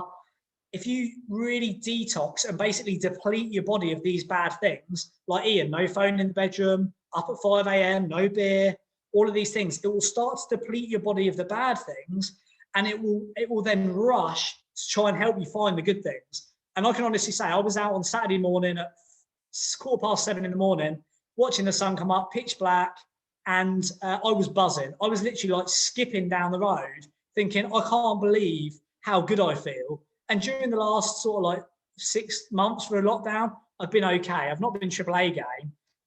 I am now on beast mode. I'm absolutely loving it. Depriving yourself of anything will reset your receptors. Your receptors are nerve endings in your brain that connect your brain to your body to your brain, part of your neurotransmission. And if you deprive them of the bad stuff, they will become motivated for the good stuff. And that is just science. It will absolutely do it. Not only can you control how you use your dopamine drivers, you can also increase your production of dopamine drivers. So if you want to go all guns blazing beast mode, you can actually increase your production. So in the same way as serotonin and vitamin D, serotonins and endorphins, you can actually produce more from doing different things. Good health, nutrition, and well-being will increase the amount of dopamine you can produce. So if you're not only not using your drivers for bad things, but actually increasing your dopamine production by being lean, clean, full of steam, you'll do very well. Protein is the key thing that releases dopamine. Protein releases an enzyme called 𝗘𝗽𝗶𝘀𝗁, I think it is. Don't quote me on that. But that is what breaks down and releases the actual dopamine.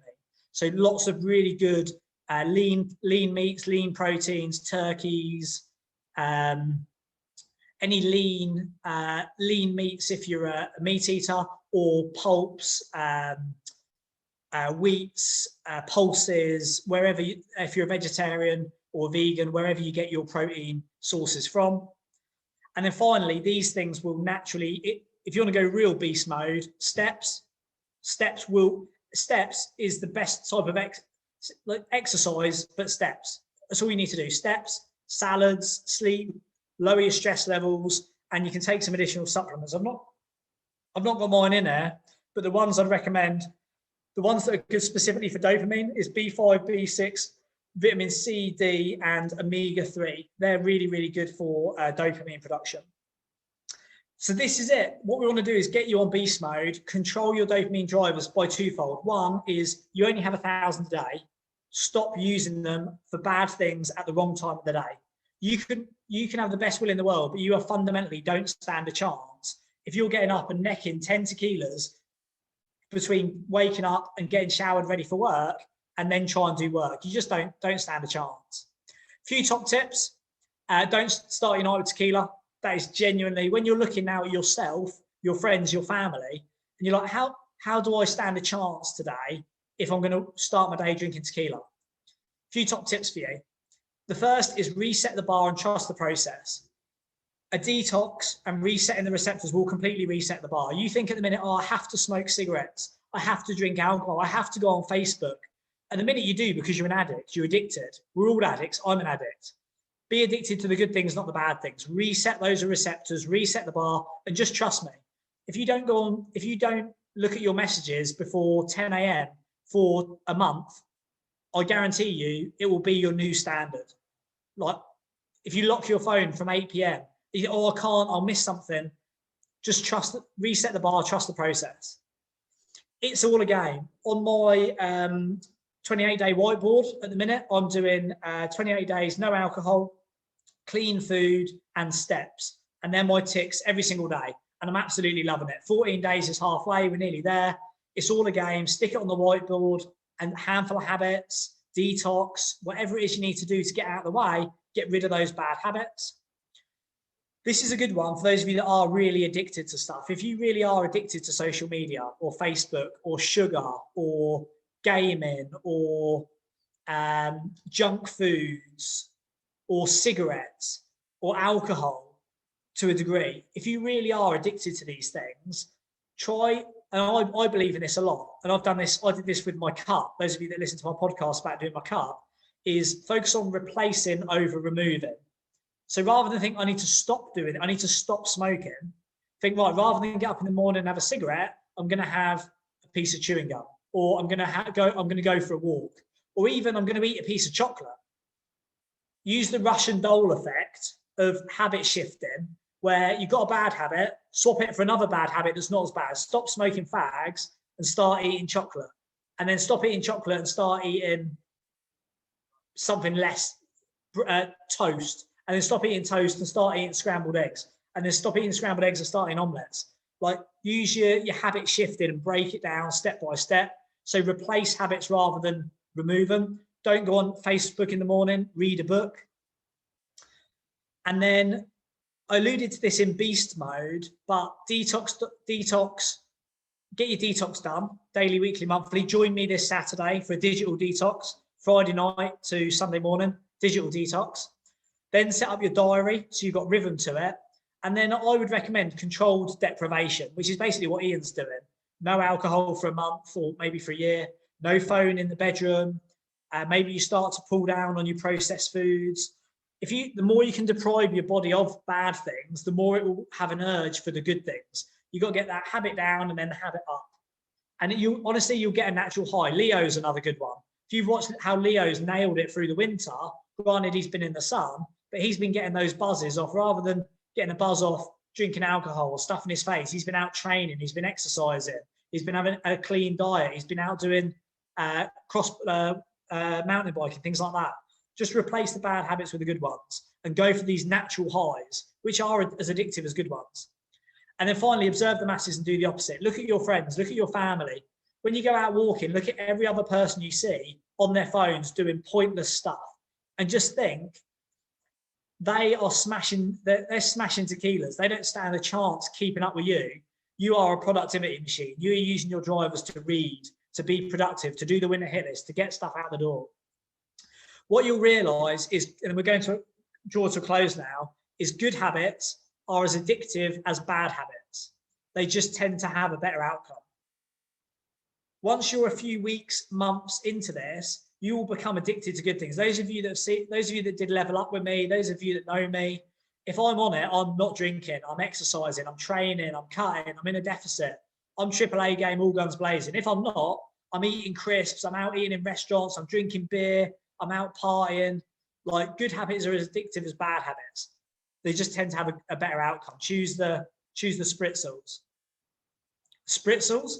It's not even a real word. Choose the wine spritzers. Final sentiment is, it's time for you to take control of the things that control you. The tequila controls you. The social media controls you. The news controls you. The messaging controls you. The junk food, the chocolate, the porn, the gaming, they all control you. Take control of the things that control you. And this is where you will see yourself have the best winter ever on record. If you've enjoyed this session, a few resources to support, and then I'll do a few Q&A. Then I'll give you a big announcement. Then we're going to do Q&A for any of you that have got questions. If you haven't seen this, The Social Dilemma on Netflix, ironically, telling you not to watch stuff on Netflix, but watching this on Netflix, Social Dilemma, it tells you exactly how the social media companies and the platforms and the online advertising use things to make you addicted to your phone. And the hallmark of it is the executives of Facebook, Twitter, HubSpot, the social networks say they do not let their children on social media.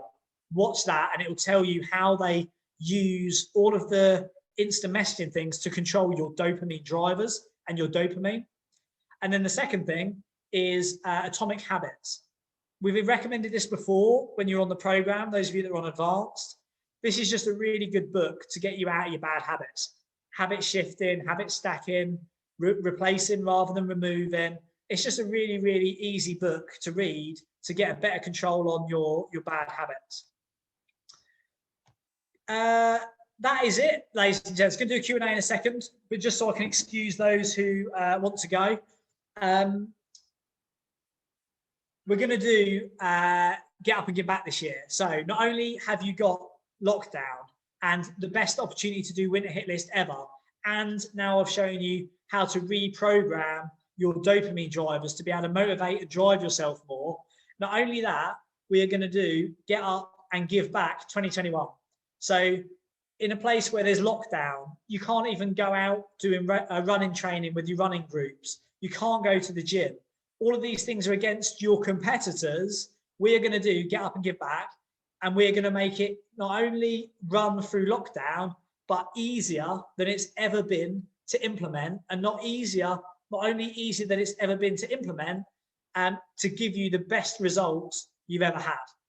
So this is just an absolute game changer. So a big announcement for you today. We're going to launch this week, starting today and officially launching on Friday. We're going to launch Get Up and Give Back 2021. We're going to aim to raise £100,000 for Buses for Homeless to build an end-to-end rehabilitation centre for people who are less fortunate than ourselves, while simultaneously using lockdown, dopamine drivers, and Get Up and Give Back to get you into the best physical and mental shape of your life by doing the least amount of physical exercise and work you've ever had to do, and get you in the shape of your life. I'm personally going to do a little modest cut using this. Equally, those of you that just want to do it to just feel a bit better, that's absolutely fine. Whether you want to feel better and do it for that, you want to do it for well-being, or you want to smash this out of the park and you want to cut down to 8, 9, 10% body fat, it doesn't matter where you are on the spectrum, we're all going to do it. Every single one of you is going to have the opportunity to do this. And there's no way you can't do it unless you don't want to. If you physically don't want to do this, I've shown you how to get motivated. We've shown you how to use dopamine. And we're going to make this really, really simple. Unless you actually have no interest in achieving those things, which is fine. If that's your decision that you don't want to be fit and healthy and productive, that is absolutely fine. If all you do is want those things, 100% you're going to get it. This is what we're going to do. It's a big target. It's a big title, but we're going to break it down for you during this week. We are going to do for Get Up and Give Back 2021, raising money for Buses for Homeless. Property entrepreneurs are going to do a 100 million step challenge. So between us, we're going to do 100 million steps. The way this is going to work is between now and the end of January, we're going to do 𝗁𝗵𝗶𝘀, which is basically water and steps, starting this week at 6,000 steps. So this week, 6,000 steps, get your Fitbit on. All you need is a step counter. You've got one on your phone, or I would recommend buying one on your wrist so you don't have to have your phone with you all the time.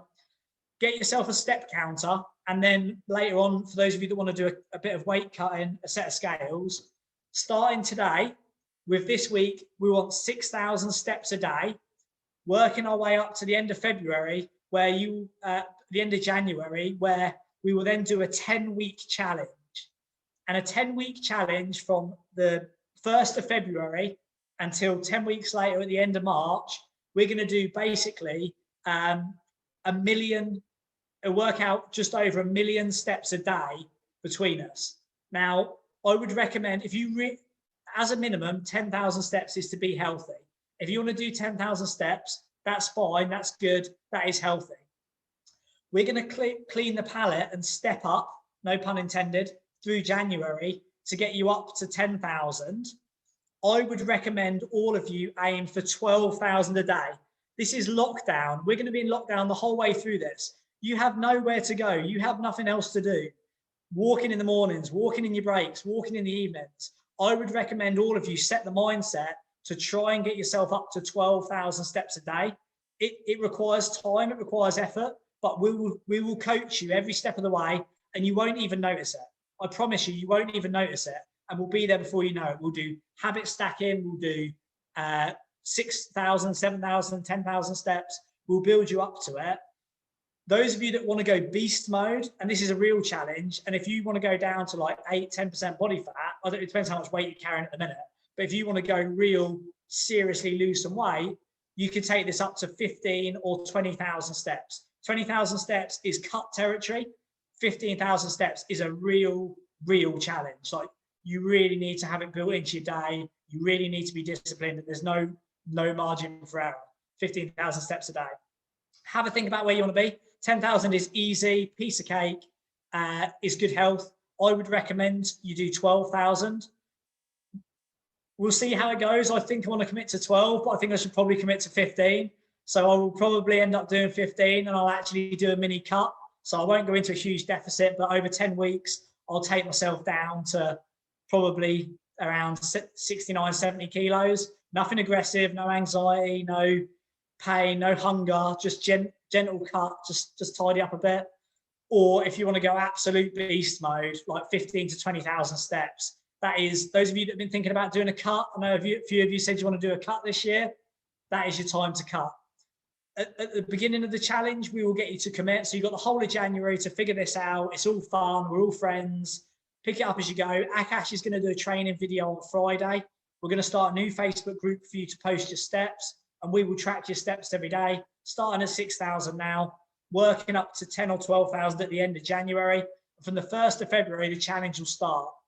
And then as property entrepreneurs, and it depends how many of us there are, we will need to do 100 million steps between us in 10 weeks. So hope you fancy it. It will be easy. It will be a piece of cake. Trust me. I'm an entrepreneur. Like, trust me, you're in safe hands. I've done it before. We're going to look after you. We're going to smash it. Just give me a little show of hands on the either on the videos or thing. Who fancies it? Who's up for it? Yes, pretty much everyone. 100 million step. Woo! 100 million step challenge. I don't know anybody else who's ever done 100 million steps as a challenge. So, and what this can work out personally, for those of you that do 12,000 steps, 100 million steps, let's assume we have 100 entrepreneurs, that's 1 million steps each. In 10 weeks, if you wanted to do a 1 million step challenge yourself, it would be just over 12,000 steps a day. I reckon that is what you should go for. Who can say they did them? Who else is going to say, during lockdown, not only did my business survive, I lost weight and I walked 1 million steps in 10 weeks. Now that is going to be a Facebook post, that is going to be a banner, and that is going to be something for us all to be proud of. So hopefully I'm going to have you all on board. We're approaching, well, it's bang on 1 o'clock now. So those of you that want to excuse yourselves, feel free to do so. Otherwise, I will jump on the chat and take any questions before we have to go and do some work. So, right, loads and loads of comments and questions. Very good. Yeah.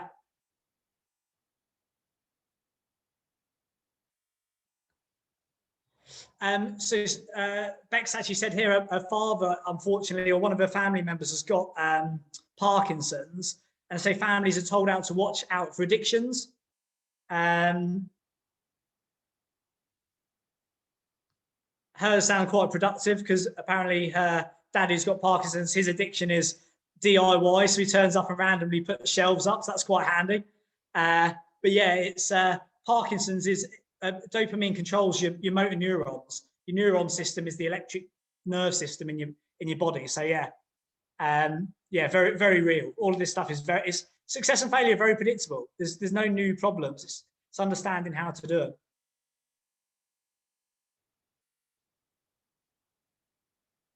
Rachel thinks she's trained her drivers to desire good food over bad. Amazing. That is what you get in a cut. You don't care that it's a salad. You are so excited about the fact you've got a salad to eat at 3 o'clock.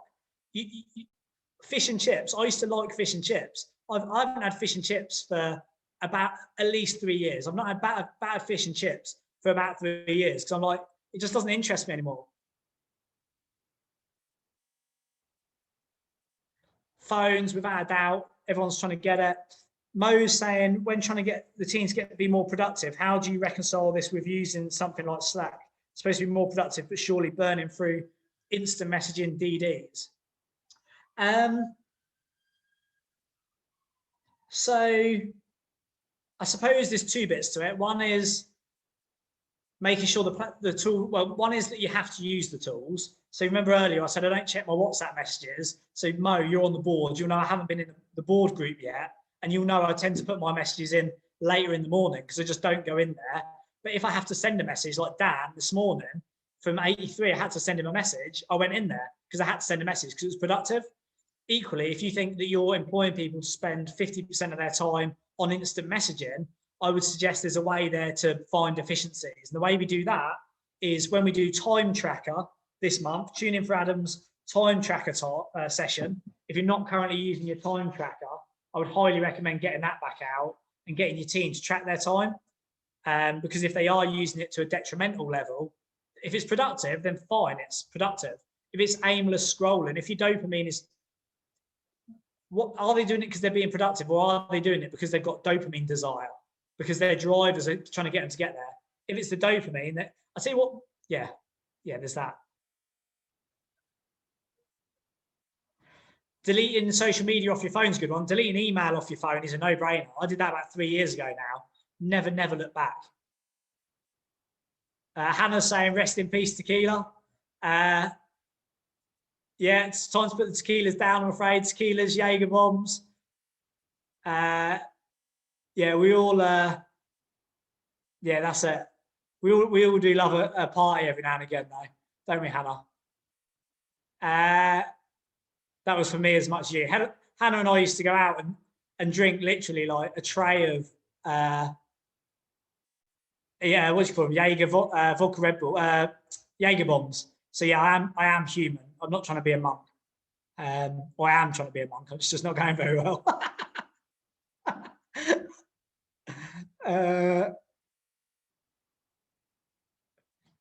Tony's saying Digitox. Yeah, this Friday we'll do a Digitox together.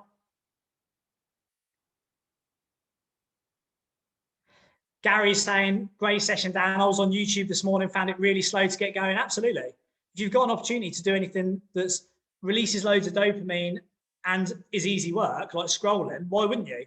It's human nature. Thankfully, that's what all your competitors are doing. Now you know how to overcome it. Go for the wine spritzers rather than the tequilas. Mark's ahead of the game. He's already smashing 15,000 steps a day. Nicely done. Everyone's on it for the challenge. That's good. Excellent.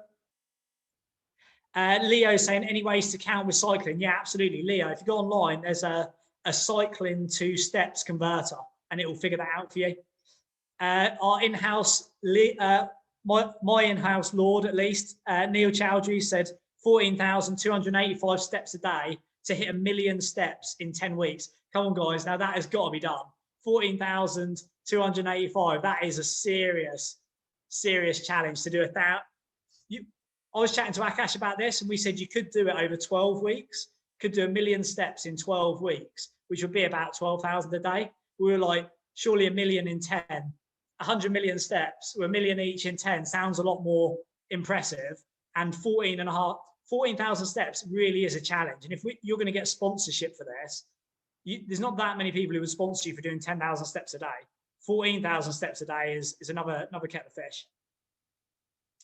Is it 7 days a week, or will there be a day off? It depends how many steps you want to do a week. So if you want to do 1 million in 10 weeks, it would have to be every day. If you want to do 750,000 in 10 weeks, you could probably do it on 11, 12,000, 6 days a week. But they honestly don't, well, yeah, there's nothing else going on. It's like, I think I nailed it yesterday. I went out at 7 a.m. and did an hour and a half walking. I walk really fast anyway. I did 15,000 steps. What did I do yesterday in the end?